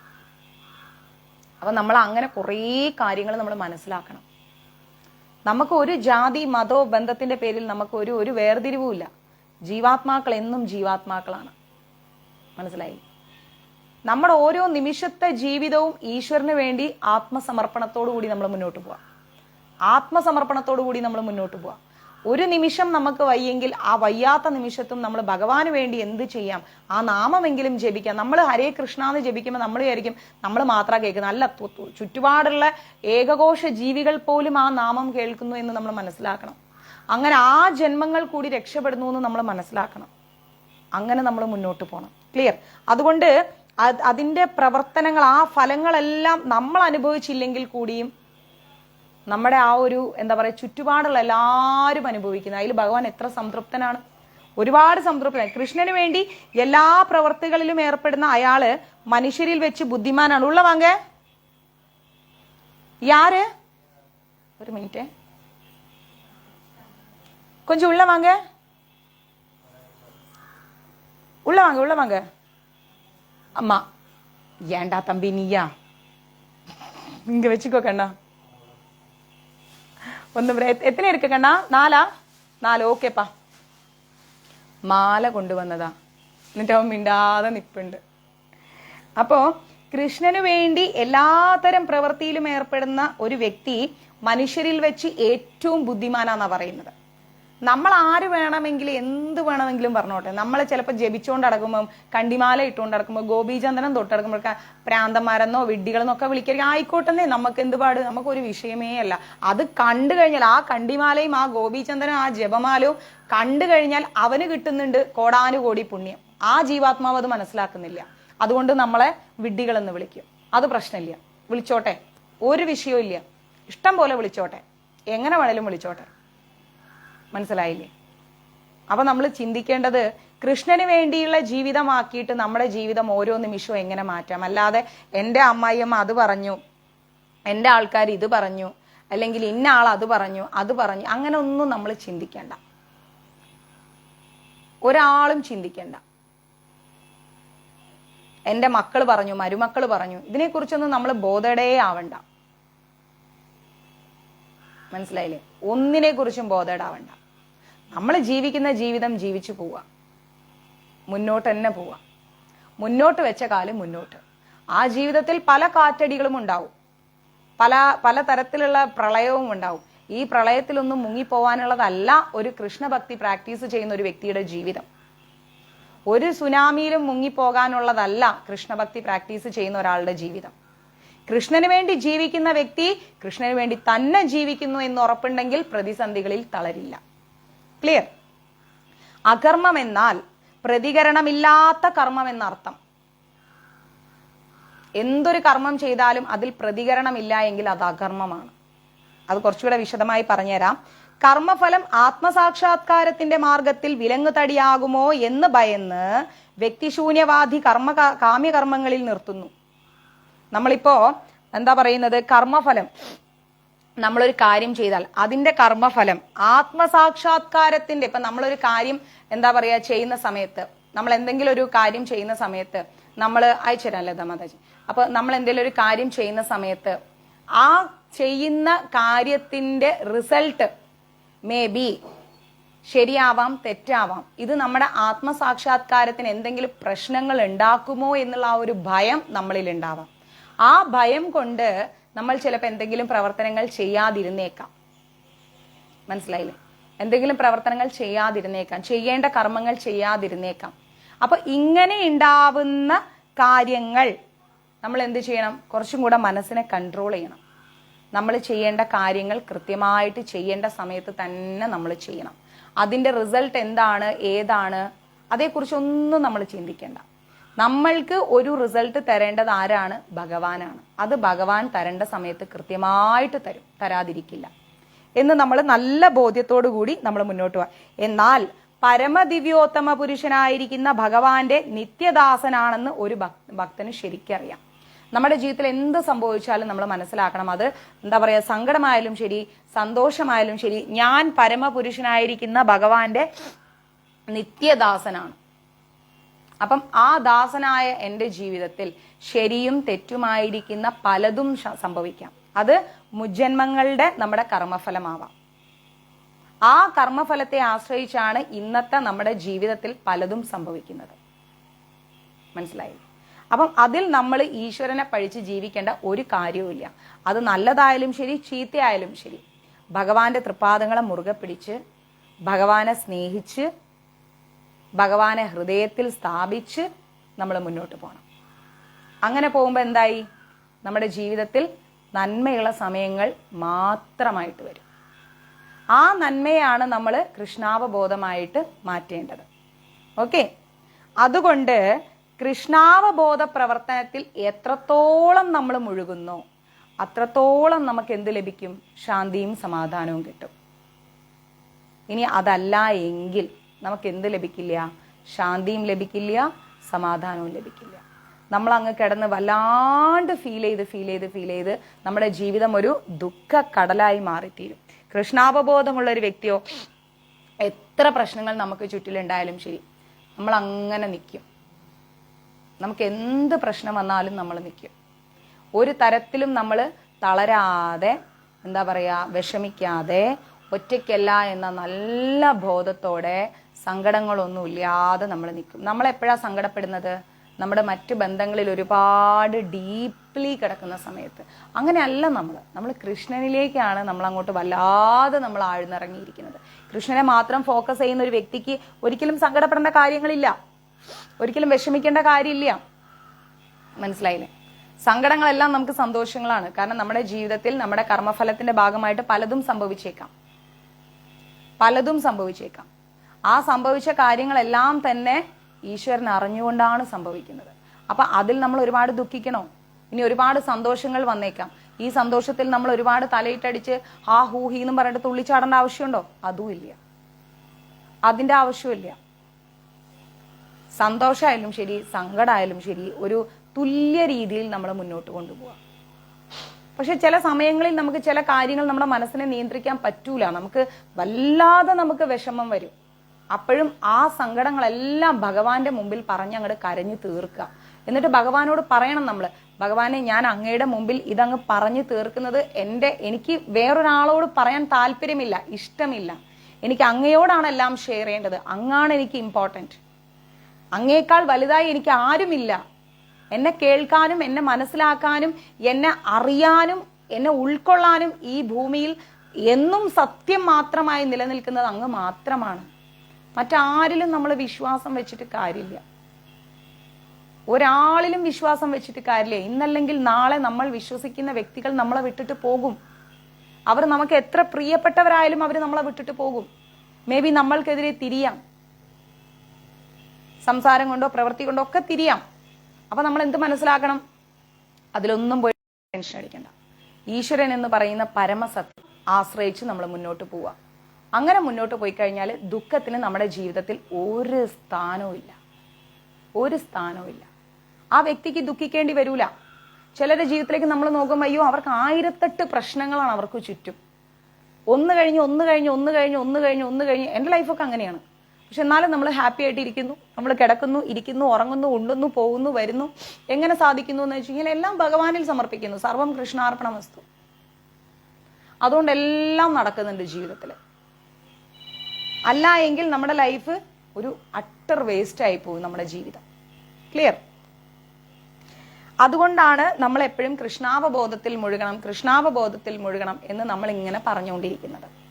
അങ്ങനെ എല്ലാ പ്രവൃത്തികളും കൃഷ്ണന് വേണ്ടി ചെയ്യുന്ന ഒരു വ്യക്തി, അയാൾ കൃഷ്ണ സേവനത്തിൽ അതീന്ദ്രിയാനന്ദം മാത്രം അനുഭവിക്കുന്നു. അത് നമുക്ക് പരിമിതമായ സന്തോഷം കിട്ടിയിട്ട് കാര്യമില്ല. നമുക്ക് എപ്പോഴും ഒരു ആത്മനിർവൃതി വേണം. എന്ത് കാര്യം ചെയ്താലും ചില ആളുകൾക്ക് നമ്മൾ കണ്ടിട്ടില്ലേ, അവർക്ക് എല്ലാം ഉണ്ടാവും, പക്ഷെ അവർ ഹാപ്പി അല്ല. അവർ പരിപൂർണമായിട്ട് അവരൊരിക്കലും ഹാപ്പി അല്ല. അവർക്ക് അപ്പോഴും ദുഃഖം മാത്രം. അവർക്ക് പോരായ്മകൾ, ദുഃഖം, ഇല്ലായ്മകൾ, കഷ്ടതകൾ, ഇതേ അവർക്ക് പറയാനുണ്ടാവും. പക്ഷെ പുറമേ നോക്കുമ്പോൾ അവർക്ക് എല്ലാം ഉണ്ട്. എന്നിട്ടും അവർ പരിപൂർണമായിട്ട് ഹാപ്പി അല്ല. എന്തുകൊണ്ട്? അവർക്ക് കൃഷ്ണാവബോധമില്ല. എന്നാൽ കൃഷ്ണാവബോധമുള്ള ഒരു വ്യക്തിയാണെങ്കിലോ അവർക്കൊന്നുമില്ലെങ്കിലും അവർ ഹാപ്പി ആയിരിക്കും. അവർക്ക് എന്തില്ലെങ്കിലും അവർ ഹാപ്പി ആയിരിക്കും. അതാണ് അവർക്ക് വേണ്ടത്. നമുക്കും വേണ്ടത് അത് തന്നെയാണ്. നമുക്ക് ഉണ്ടോ ഇല്ലേ അതൊന്നും നമ്മുടെ കൺസേൺ അല്ല. നമ്മുടെ കൂടെ കൃഷ്ണനുണ്ടോ നമ്മൾ സന്തോഷിക്കുന്നു. മറ്റാരുമില്ലെങ്കിലും കുഴപ്പമില്ല. ആരുമില്ലെങ്കിലും നമുക്ക് പ്രശ്നമില്ല. കൃഷ്ണൻ ഉണ്ടെങ്കിൽ നമ്മൾ ഹാപ്പിയാണ്. ക്ലിയർ? ഈ രീതിയിൽ ജീവിക്കുന്ന ഒരു വ്യക്തി ഒരിക്കലും ഇന്ദ്രിയ സുഖങ്ങൾക്ക് വേണ്ടിയിട്ട് സമയം കളയില്ല. ഒരിക്കലും കളയില്ല. ഈ രീതിയിലാണ് ഒരു വ്യക്തി ജീവിക്കുന്നതെങ്കിൽ ഇന്ദ്രിയ സുഖങ്ങൾക്ക് വേണ്ടിയിട്ട് ഒരിക്കലും സമയം കളയില്ല. ഭഗവാന് വേണ്ടി നമ്മൾ ഒരു നിമിഷം കൊടുക്കുകയാണെങ്കിൽ 1000 നിമിഷം ഭഗവാൻ നമുക്ക് വേണ്ടി തരും. അറിയാമോ? നമ്മൾ ഒരു നിമിഷം ഭഗവാന് വേണ്ടി സമർപ്പിക്കുന്നുണ്ടെങ്കിൽ 1000 നിമിഷം ഭഗവാൻ നമുക്ക് വേണ്ടി തരും. നമ്മളെ കേൾക്കാൻ, നമ്മളെ അറിയാൻ, നമ്മളെ മനസ്സിലാക്കാൻ, നമ്മളെ ചേർത്ത് പിടിക്കാൻ, നമ്മുടെ കണ്ണുനീരൊപ്പാൻ എല്ലാം ഭഗവാൻ നമ്മുടെ കൂടെ ഉണ്ടാവും. ഒരു നിമിഷമേ നമ്മൾ കൊടുക്കേണ്ടുള്ളൂ ഭഗവാന് വേണ്ടിയിട്ട്. അതാണ് നമുക്ക് വേണ്ടത്. എന്നേക്കും താൻ ഭഗവാന്റെ ദാസനാണെന്ന ബോധം എല്ലാ കർമ്മത്തിന്റെയും പ്രതികരണങ്ങളിൽ നിന്ന് ഭക്തന് രക്ഷ നൽകുന്നു. എന്നേക്കും നമ്മൾ ഭഗവാന്റെ ദാസനാണ് എന്ന ബോധം വേണം. ആ ബോധമാണ് ഭഗവാൻ നമ്മൾക്ക് തരുന്ന ഒരു രക്ഷ എന്ന് പറയുന്നത്, ഭക്തന് നൽകുന്ന രക്ഷ എന്ന് പറയുന്നത്. എൻ്റെ ഓണർ ഭഗവാനാണ് എന്ന പൂർണ്ണമായ ചിന്ത നമ്മളിലുണ്ടെങ്കിൽ ആ ചിന്ത തന്നെയാണ് നമുക്ക് ഭഗവാൻ നൽകുന്ന ഏറ്റവും വലിയ രക്ഷ എന്ന് പറയുന്നത്. അതിലും വലിയൊരു രക്ഷ നമുക്കില്ല. മനസ്സിലായില്ല? അതാണ് നമുക്ക് കിട്ടുന്ന ഏറ്റവും വലിയ രക്ഷ എന്ന് പറയുന്നത്. ആ രക്ഷ മാത്രമാണ് നമ്മൾ ആഗ്രഹിക്കുന്നതും ആ രക്ഷയ്ക്ക് വേണ്ടിയാണ് നമ്മൾ ജീവിക്കുന്നതും, അല്ലെ? ഭഗവാൻ നമ്മൾക്കൊരു പ്രൊട്ടക്ഷൻ തരുമ്പോൾ ഒന്ന് ആലോചിച്ച് നോക്കിക്കേ. ഭഗവാന്റെ ആ ഒരു സംരക്ഷണ വലയത്തിൽ നമ്മളിങ്ങനെ നിൽക്കുന്ന സമയത്ത് എന്തുമാത്രം സന്തോഷം നമ്മൾ അനുഭവിക്കുന്നു. എല്ലാവരും നമ്മളെ ഇങ്ങനെ കൈ ചൂണ്ടുന്നുണ്ട്, പക്ഷെ ഭഗവാൻ നമ്മളെ ഇങ്ങനെ ഹൃദയത്തോടെ ചേർത്ത് പിടിക്കുന്നുണ്ടെങ്കിൽ പിന്നെ നമ്മളൊന്നും അറിയുന്നില്ല, ചുറ്റുപാട് എന്ത് നടക്കുന്നത് നമ്മൾ അറിയുന്നില്ല. ആ ഒരു സുഖം ഒന്ന് ആലോചിച്ച് നോക്കിക്കേ, ആ ഒരു ആനന്ദം ഒന്ന് ആലോചിച്ച് നോക്കിക്കേ. ആ ആനന്ദമാണ് അതീന്ദ്രിയ ആനന്ദം എന്ന് പറയുന്നത്. മനസ്സിലായില്ലേ? ആ അതീന്ദ്രിയ ആനന്ദം അനുഭവിക്കാനാണ് നമ്മൾ കൃഷ്ണാവബോധം പ്രാക്ടീസ് ചെയ്യാൻ പറയുന്നത്. ആ കൃഷ്ണാവബോധം പ്രാക്ടീസ് ചെയ്ത് കഴിഞ്ഞാൽ പിന്നെ നമുക്ക് യാതൊരു വിഷമവും ഇല്ല, നമുക്ക് സന്തോഷവും സമാധാനവും മാത്രമേ ഉള്ളൂ. ഓക്കെ, ഇനി നമുക്ക് 20 ശ്ലോകങ്ങൾ ഇന്നെടുക്കാം. ഇനി രണ്ടും ചെറിയ ശ്ലോകങ്ങളാണ്. ഇനി 19ാമത്തെ ശ്ലോകമാണ്. യസ്യ സർവേ സമാരംഭ കാമസങ്കല്പവർജിത ജ്ഞാനാഗ്നീത കർമാണാം തമാഹു പണ്ഡിതം ബുധ എന്ന് പറഞ്ഞു കഴിഞ്ഞാൽ, ഇന്ദ്രിയ സുഖങ്ങൾക്ക് വേണ്ടിയിട്ട് നമ്മൾ ഒന്നും ആഗ്രഹിക്കാതെ പ്രയത്നിക്കുന്ന ഒരാളെ ജ്ഞാനി എന്ന് വിളിക്കാം. അതായത് ഒരു വ്യക്തി ഒരുപാട് ജോലി ചെയ്യുന്നു, 24 മണിക്കൂറും ആ വ്യക്തി ജോലി ചെയ്യുന്നുണ്ട്, പക്ഷെ ആ വ്യക്തി ഇന്ദ്രിയ സുഖങ്ങളൊന്നും ആഗ്രഹിക്കുന്നില്ല. ഇന്ദ്രിയ സുഖങ്ങളൊന്നും ആ വ്യക്തി ആഗ്രഹിക്കുന്നില്ല. അപ്പൊ ആ വ്യക്തിയെ വിളിക്കേണ്ട പേരെന്താ? ജ്ഞാനി എന്നാണ്. ആ വ്യക്തിയാണ് യഥാർത്ഥത്തിൽ ജ്ഞാനി. ജ്ഞാനാഗ്നിയിൽ കർമ്മഫലങ്ങളെയെല്ലാം ഭസ്മീകരിച്ച പ്രവർത്തകനാണ് അദ്ദേഹം എന്ന് ഋഷീശ്വരന്മാർ പറയുന്നു. ജ്ഞാനമാകുന്ന അഗ്നിയിൽ നമ്മൾക്കുള്ളിലിരിക്കുന്ന ആ ഒരു കൃഷ്ണാവബോധം എന്ന് പറയുന്ന ആ ഒരു അറിവ്, അതാണ് ജ്ഞാനമാകുന്ന അഗ്നി എന്ന് പറയുന്നത്. ആ അഗ്നിയില് നമ്മുടെ കർമ്മങ്ങളെല്ലാം നമ്മൾ സമർപ്പിക്കുകയാണ്. എന്ന് വെച്ചാൽ എന്താണ്? നമ്മൾ എല്ലാ കർമ്മങ്ങളും ചെയ്തിട്ട് ആ കർമ്മങ്ങളുടെ റിസൾട്ട് ഒന്നും പ്രതീക്ഷിക്കാത്ത ഒരു വ്യക്തിയാണ് ജ്ഞാനാഗ്നിയിൽ കർമ്മങ്ങളെല്ലാം സമർപ്പിക്കുന്ന വ്യക്തി എന്ന് പറയുന്നത്. മനസ്സിലാകുന്നുണ്ടോ? ജ്ഞാനാഗ്നിയിൽ കർമ്മങ്ങളെല്ലാം സമർപ്പിക്കുന്ന വ്യക്തി എന്ന് പറയുന്നത്. അപ്പൊ നമ്മൾ എന്ത് കർമ്മം ചെയ്താലും നമ്മൾ അതിന്റെ റിസൾട്ട് പ്രതീക്ഷിക്കണ്ട, ഒന്നും നമ്മൾ പ്രതീക്ഷിക്കാതെ നമ്മൾ മുന്നോട്ട് പോവാം. നമ്മൾ റിസൾട്ട് പ്രതീക്ഷിച്ച് മുന്നോട്ട് പോകുമ്പോൾ നമുക്ക് ലഭിച്ചിട്ടില്ലെങ്കിൽ നമ്മൾ എന്ത് ചെയ്യും? നമ്മൾ നിരാശപ്പെടും. എന്തിനാ അങ്ങനെ ഒരു നിരാശ നമ്മുടെ ജീവിതത്തിൽ? അങ്ങനെ ഒരു നിരാശയുടെ ആവശ്യം നമ്മുടെ ജീവിതത്തിൽ ഇല്ല. ക്ലിയർ? അപ്പോ അങ്ങനെ നിരാശ ലഭിക്കാത്തത് ആർക്കാണ്, അല്ലെങ്കിൽ നിരാശപ്പെടാത്തത് ആരാണ്? നമ്മൾ ചെയ്യേണ്ട കാര്യങ്ങൾ ചെയ്തു പോകുന്നു, നമ്മളൊന്നും പ്രതീക്ഷിക്കണം. നമ്മൾ നമ്മുടെ മക്കളെ ജന്മം നൽകുന്നു, വളർത്തുന്നു, നല്ല രീതിയിൽ മുന്നോട്ട് പോകുന്നു. അവർ നാളെ നമ്മളെ നോക്കുന്നു നമ്മൾ പ്രതീക്ഷിക്കേണ്ട.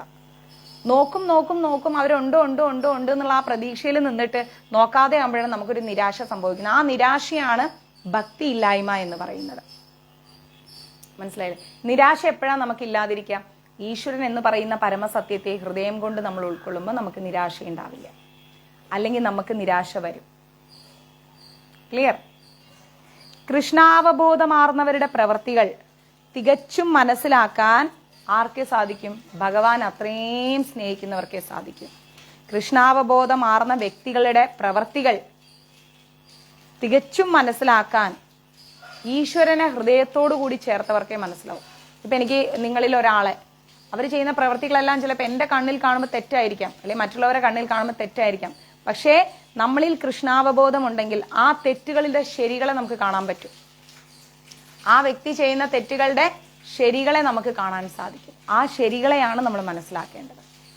ഓക്കെ? കൃഷ്ണാവബോധത്തോടെ പ്രവർത്തിക്കുന്ന ഒരു വ്യക്തി ഒരു തരത്തിലും ഇന്ദ്രിയ തൃപ്തിക്കുള്ള ഒരു വാസന ഇല്ലാത്ത ഒരാളായാൽ സകല കർമ്മങ്ങളും എന്താണ്? കൃഷ്ണാവബോധത്തോടെ പ്രവർത്തിക്കുന്ന ഒരു വ്യക്തി, ഭഗവാനെ ഹൃദയത്തിൽ നിർത്തിക്കൊണ്ട് പ്രവർത്തിക്കുന്ന ഒരു വ്യക്തി ഒരു തരത്തിൽ നോക്കിക്കഴിഞ്ഞാലും ഇന്ദ്രിയ തൃപ്തിക്കുള്ള വാസന ഇല്ല അയാൾക്ക്. അയാൾ ഏത് തരത്തിൽ നോക്കിയാൽ അയാൾക്ക് ഇന്ന ഭക്ഷണം കിട്ടണമെന്ന് നിർബന്ധമില്ല, ഇന്ന സ്ഥലത്ത് കിടക്കണമെന്ന് നിർബന്ധമില്ല, ഇന്ന രീതിയിലേ ജീവിക്കുന്നു നിർബന്ധമില്ല. അങ്ങനെ ഒരു നിർബന്ധവും ഇല്ലാതെ അയാൾ ജീവിച്ചു പോവാണ്. അപ്പൊ അയാൾക്ക് ഇന്ദ്രിയ സുഖങ്ങളിൽ വലിയ ഇഷ്ടമൊന്നും ഇല്ല. ഓക്കെ, നമ്മുടെ ശരീരം നിലനിർത്താൻ നമുക്കൊരു ഭക്ഷണം വേണം, അത്രേ ഉള്ളൂ. സാത്വിക് ഫുഡ് മാത്രം കേട്ടോ, അല്ലാത്തൊന്നും പാടില്ല. അപ്പൊ അങ്ങനെ ജീവിച്ചു പോവാണ് ആ വ്യക്തി. ഇന്ദ്രിയ സുഖങ്ങളൊന്നും ആ വ്യക്തി ആഗ്രഹിക്കുന്നില്ല. അങ്ങനെ ജീവിക്കുന്ന ഒരു വ്യക്തി ഒരു തരത്തിലും ഇന്ദ്രിയ സുഖങ്ങളൊന്നും ആഗ്രഹിക്കുന്നില്ല എങ്കിൽ അയാള് സ്വന്തം കർമ്മഫലങ്ങളെല്ലാം, ആ വ്യക്തി ചെയ്യുന്ന എല്ലാ കർമ്മങ്ങളുടെ ഫലങ്ങളും തൻ്റെ മൂലസ്വരൂപവും ഭഗവാനിലാണ് നിക്ഷിപ്തമായിരിക്കുന്നത് എന്ന് മനസ്സിലാക്കിയ വ്യക്തിയാണ്. അതായത് ഞാൻ എന്ന വ്യക്തിയും എൻ്റെ പ്രവൃത്തികളും അതിൻ്റെ റിസൾട്ടും എല്ലാം ഭഗവാനിൽ തന്നെ സമർപ്പിച്ചുകൊണ്ടാണ് മുന്നോട്ട് പോകുന്നത് എന്ന് മനസ്സിലാക്കി കഴിഞ്ഞാൽ ആ വ്യക്തിക്ക് ഇന്ദ്രിയ സുഖങ്ങളിലൊന്നും മൈൻഡില്ല. കിട്ടിയാ കിട്ടി, തിന്നാ തിന്ന്, പോയാ പോയാ അവസ്ഥയായി. ഒരു നിർബന്ധ ബുദ്ധിയുമില്ല. എനിക്ക് ഇന്ന സമയത്ത് തന്നെ ഭക്ഷണം കിട്ടണം, എനിക്ക് ഇന്ന സമയത്ത് തന്നെ കിടക്കണം, എനിക്ക് ഇന്ന സ്ഥലത്ത് തന്നെ കിടക്കണം എന്നിങ്ങനെ ചിന്ത ഉള്ളിലുള്ള വ്യക്തി ഒരിക്കലും ഭഗവാനിൽ സമർപ്പിതമല്ല. ഇന്ന സമയത്ത് എനിക്ക് ജപിക്കണം ജപിക്കണം ജപിക്കണം ജപിക്കണം എന്ന് ആർക്കെങ്കിലും തോന്നാറുണ്ടോ? ആർക്കും തോന്നാറില്ല. 16 മാല ജപിക്കണം എന്നാലേ നമ്മുടെ കാര്യങ്ങളൊക്കെ നടക്കൂ എന്ന് ചിന്തിച്ചിട്ട് ജപിക്കുന്ന വ്യക്തികൾ പലരും ഉണ്ട്. മനസ്സിലായില്ലേ? എന്ന് ചിന്തിച്ചിട്ട് ജപിക്കുന്ന പല വ്യക്തികളും ഉണ്ട്. അപ്പൊ അങ്ങനെയുള്ള വ്യക്തികളായി നമ്മൾ മാറണ്ട. നമ്മൾ ചെയ്യേണ്ട കർമ്മങ്ങൾ നമ്മൾ ചെയ്താൽ മതി. അതിന്റെ റിസൾട്ടൊക്കെ തരേണ്ടത് ഭഗവാനാണ്. തരുമ്പോ തരട്ടെ, അല്ലെങ്കിൽ വേണ്ട. അങ്ങനെയുള്ള ഒരു പൂർണ്ണമായിരിക്കുന്ന അറിവ് ലഭിച്ച ഒരാളെന്ന് പറഞ്ഞാൽ അവരാണ് യഥാർത്ഥ പണ്ഡിതർ. മനസ്സിലായില്ലേ? അവരാണ് യഥാർത്ഥ പണ്ഡിതർ. അല്ലാതെ നമുക്ക് എന്ത് ലഭിക്കും എന്ന് ആലോചിച്ചുകൊണ്ട് ഈശ്വരനെ പ്രാർത്ഥിക്കുന്ന വ്യക്തികൾ പണ്ഡിതന്മാരല്ല. അല്ലെങ്കിൽ കുറേ ശ്ലോകങ്ങൾ കാണാപ്പാടം പഠിച്ചു വെച്ചിട്ട് അത് വായ കൊണ്ട് തുരുതുരാ പറഞ്ഞു നടക്കുന്ന വ്യക്തികളെ നമ്മൾ പാണ്ഡിത്യമുള്ളവരെന്ന് പറയരുത്. എന്താണ്? നമ്മൾ ഒരിക്കലും പാണ്ഡിത്യമുള്ളവരെന്ന് തോന്നാൻ പാടില്ല. നമ്മൾ മനസ്സിലാക്കേണ്ടത് എന്താണെന്നറിയോ? ഞാൻ ഭഗവാന്റെ നിത്യദാസനാണ്. എൻ്റെ എല്ലാ പ്രവൃത്തികളും ഭഗവാന് വേണ്ടിയിട്ടുള്ളതാണ്. എനിക്ക് ചുറ്റും എന്ത് സംഭവിച്ചാലും ഞാൻ കൃഷ്ണാവബോധം പ്രാക്ടീസ് ചെയ്യുന്ന ഒരു വ്യക്തി എന്ന നിലയ്ക്ക് കൃഷ്ണന്റെ തൃപാദങ്ങളിൽ മുറുകെ പിടിച്ച് ജീവിക്കാൻ ആഗ്രഹിക്കുന്ന ഒരാളാണ് എന്ന ബോധ്യത്തോടെ നമ്മൾ ജീവിക്കുകയാണെങ്കിൽ ആ വ്യക്തിയെ ഒരു പണ്ഡിതൻ എന്ന് വിളിക്കാം. അതെ, ഫലേച്ഛയില്ലാതെ കർമ്മം ചെയ്യുന്ന ആ അവസ്ഥയെ, ആ വ്യക്തിയെ പണ്ഡിതൻ എന്ന് വിളിക്കാം. ഭഗവാന്റെ ദാസത്തെക്കുറിച്ചുള്ള ഈ ഒരു അറിവിന്റെ ആ ഒരു വികാസം, ആ ഒരു വലിപ്പം എന്ന് പറഞ്ഞാൽ അഗ്നി പോലെയാണ്. ഭഗവാന്റെ ദാസനായാണ് ഞാൻ ജീവിക്കേണ്ടത് എന്ന പരമസത്യത്തെ മനസ്സിലാക്കിക്കൊണ്ടുള്ള ആ ഒരു അറിവ് എന്താണ്? വലിയൊരു അഗ്നി പോലെയാണ്. ഒരു സമയം കത്തി കിട്ടിക്കഴിഞ്ഞാൽ, ആ ഒരു അഗ്നി ഒരു നിമിഷം ഒന്ന് കത്തി ജ്വലിച്ച് കിട്ടിക്കഴിഞ്ഞാൽ കർമ്മ പ്രതികരണങ്ങളെല്ലാം ചാമ്പലായി കളയും. ഞാൻ കൃഷ്ണന്റെ ദാസനാണ് എന്ന് ചിന്തിച്ച് മനസ്സിൽ ഉറപ്പിച്ച് കിട്ടിക്കഴിഞ്ഞാൽ പിന്നെ നമ്മൾ എന്ത് ചെയ്യുന്നു എന്നുള്ളത് അങ്ങ് ചെയ്തു പോവും. പക്ഷേ നമ്മൾ ഒരിക്കലും എന്ത് കിട്ടില്ല? റിസൾട്ട് പ്രതീക്ഷിച്ച് നമ്മൾ അവിടെ ചുറ്റിക്കറങ്ങില്ല. മനസ്സിലായില്ലേ? ഒരിക്കലും റിസൾട്ട് പ്രതീക്ഷിച്ച് നമ്മൾ അവിടെ ചുറ്റിത്തിരിയില്ല. റിസൾട്ട് നമുക്ക് വേണ്ട എന്ന ബോധത്തോടെ നമ്മൾ ജീവിച്ചു പോകും. ജപിക്കുന്നു, വായിക്കുന്നു, നിവേദ്യം വെക്കുന്നു, നല്ല രീതിയിൽ മുന്നോട്ട് പോകുന്നു, 10 പേർക്ക് ഭഗവാന്റെ കാര്യങ്ങൾ പറഞ്ഞു കൊടുക്കുന്നു. ഇതിൻ്റെയൊക്കെ ഫലം എന്തായിരിക്കും എന്ന് നമ്മൾ ചിന്തിക്കേണ്ട. അങ്ങനെ കർമ്മഫലം ചിന്തിക്കാതെ നമ്മൾ മുന്നോട്ട് പോവുകയാണെങ്കിൽ ആ വ്യക്തി തന്നെയാണ് യഥാർത്ഥ പണ്ഡിതൻ. ക്ലിയർ? ഇനി 20ാമത്തെ ശ്ലോകമാണ്. ത്വക്താ കർമ്മഫലാസാംഗം നിത്യതൃപ്തോ നിരാശയ കർമ്മണ്യാഭിപ്രവൃത്തോനി നൈവാ കിഞ്ചിത് കരോത്സഹ എന്ന് പറഞ്ഞു കഴിഞ്ഞാൽ തൻ്റെ പ്രവൃത്തിയുടെ ഫലങ്ങളിൽ, നമ്മൾ ചെയ്യുന്ന പ്രവൃത്തിയുടെ ഫലങ്ങളിൽ ആസക്തി കൂടാതെ, അതായത് ഇന്നത് കിട്ടണം, ഞാൻ ഇത് ചെയ്തു, എനിക്കിത് കിട്ടണം എന്നുള്ള ആ ഒരു ആസക്തി ഇല്ലാതെ എപ്പോഴും സംതൃപ്തിയോടുകൂടി സ്വതന്ത്രനായിരിക്കും ഭക്തൻ. ആ ഭക്തൻ എല്ലാവിധ കർമ്മങ്ങളിൽ ഏർപ്പെട്ടാലും കാമ്യകർമ്മങ്ങളൊന്നും ചെയ്യില്ല. ഞാൻ ഇത്ര മാല ജപിച്ചു, ഞാൻ ഇത്ര ഏകാദശി എടുത്തു, ഞാൻ അങ്ങനെ ചെയ്തു, ഞാൻ ഇങ്ങനെ ചെയ്തു, ഭഗവാൻ എനിക്ക് എന്ത് തന്നു എന്നുള്ള ചോദ്യം വേണ്ട. നമ്മൾ എന്ത് ചെയ്തു എന്ന് പോലും നോക്കണ്ട, നമ്മൾ എത്ര മാല ജപിച്ചു എന്നേ നോക്കണ്ട. നമ്മൾ അങ്ങനെ ജീവിച്ചു പോവാണ് ഭഗവാനിൽ നിന്നൊന്നും പ്രതീക്ഷിക്കാതെ. ആ വ്യക്തി പൂർണ്ണ സ്വാതന്ത്ര്യം നേടിയ ഒരാളായിരിക്കും. ഒരു പട്ടം കണ്ടില്ലേ? കാറ്റിന്റെ ദിശയ്ക്കനുസരിച്ച് ഇങ്ങനെ പോകുന്നു. അത് എവിടെ പോയി മുട്ടുമെന്നോ, എവിടെ പോയി നിൽക്കുന്നോ, എവിടെ തൂങ്ങിക്കിടക്കുമെന്നോ, ആരുടെ കയ്യിലെത്തുന്നോ ആ പട്ടം ചിന്തിക്കാറില്ല. അതേപോലെ നമ്മൾ ചെയ്യുന്ന പ്രവൃത്തിയുടെ ഫലം, എത്ര നന്മയുള്ള പ്രവൃത്തി ചെയ്താലും അതിന്റെ ഒരു റിട്ടേൺസ് നമ്മൾ പ്രതീക്ഷിക്കേണ്ട, ഒട്ടും പ്രതീക്ഷിക്കേണ്ട.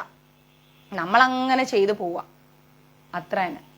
ചെയ്തു പോകുന്ന കാര്യങ്ങൾ ചെയ്തു തന്നെ പോവുക.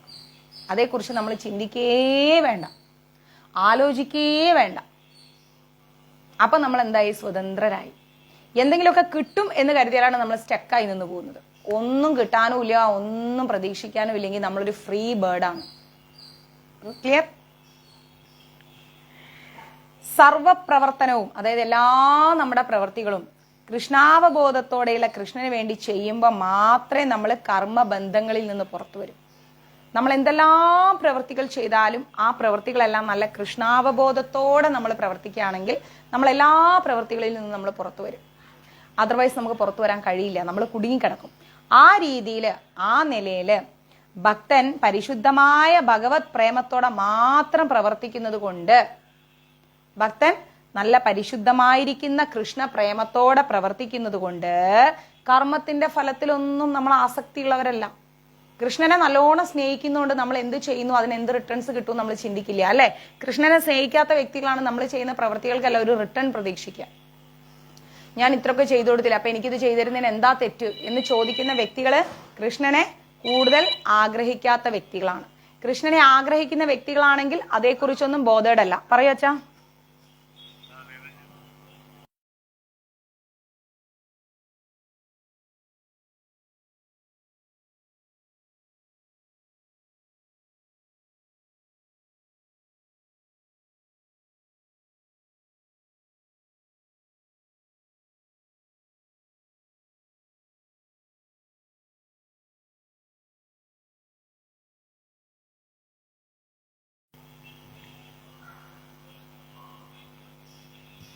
അപ്പോൾ നമ്മൾ കൃഷ്ണനെയാണ് മുൻനിർത്തുന്നതെങ്കിൽ നമ്മൾക്ക് ഒരു പ്രവൃത്തിയുടെ റിട്ടേൺസും നമ്മൾ പ്രതീക്ഷിക്കില്ല. കൃഷ്ണന് വേണ്ടി ചെയ്യുന്ന കാര്യങ്ങളല്ലേ.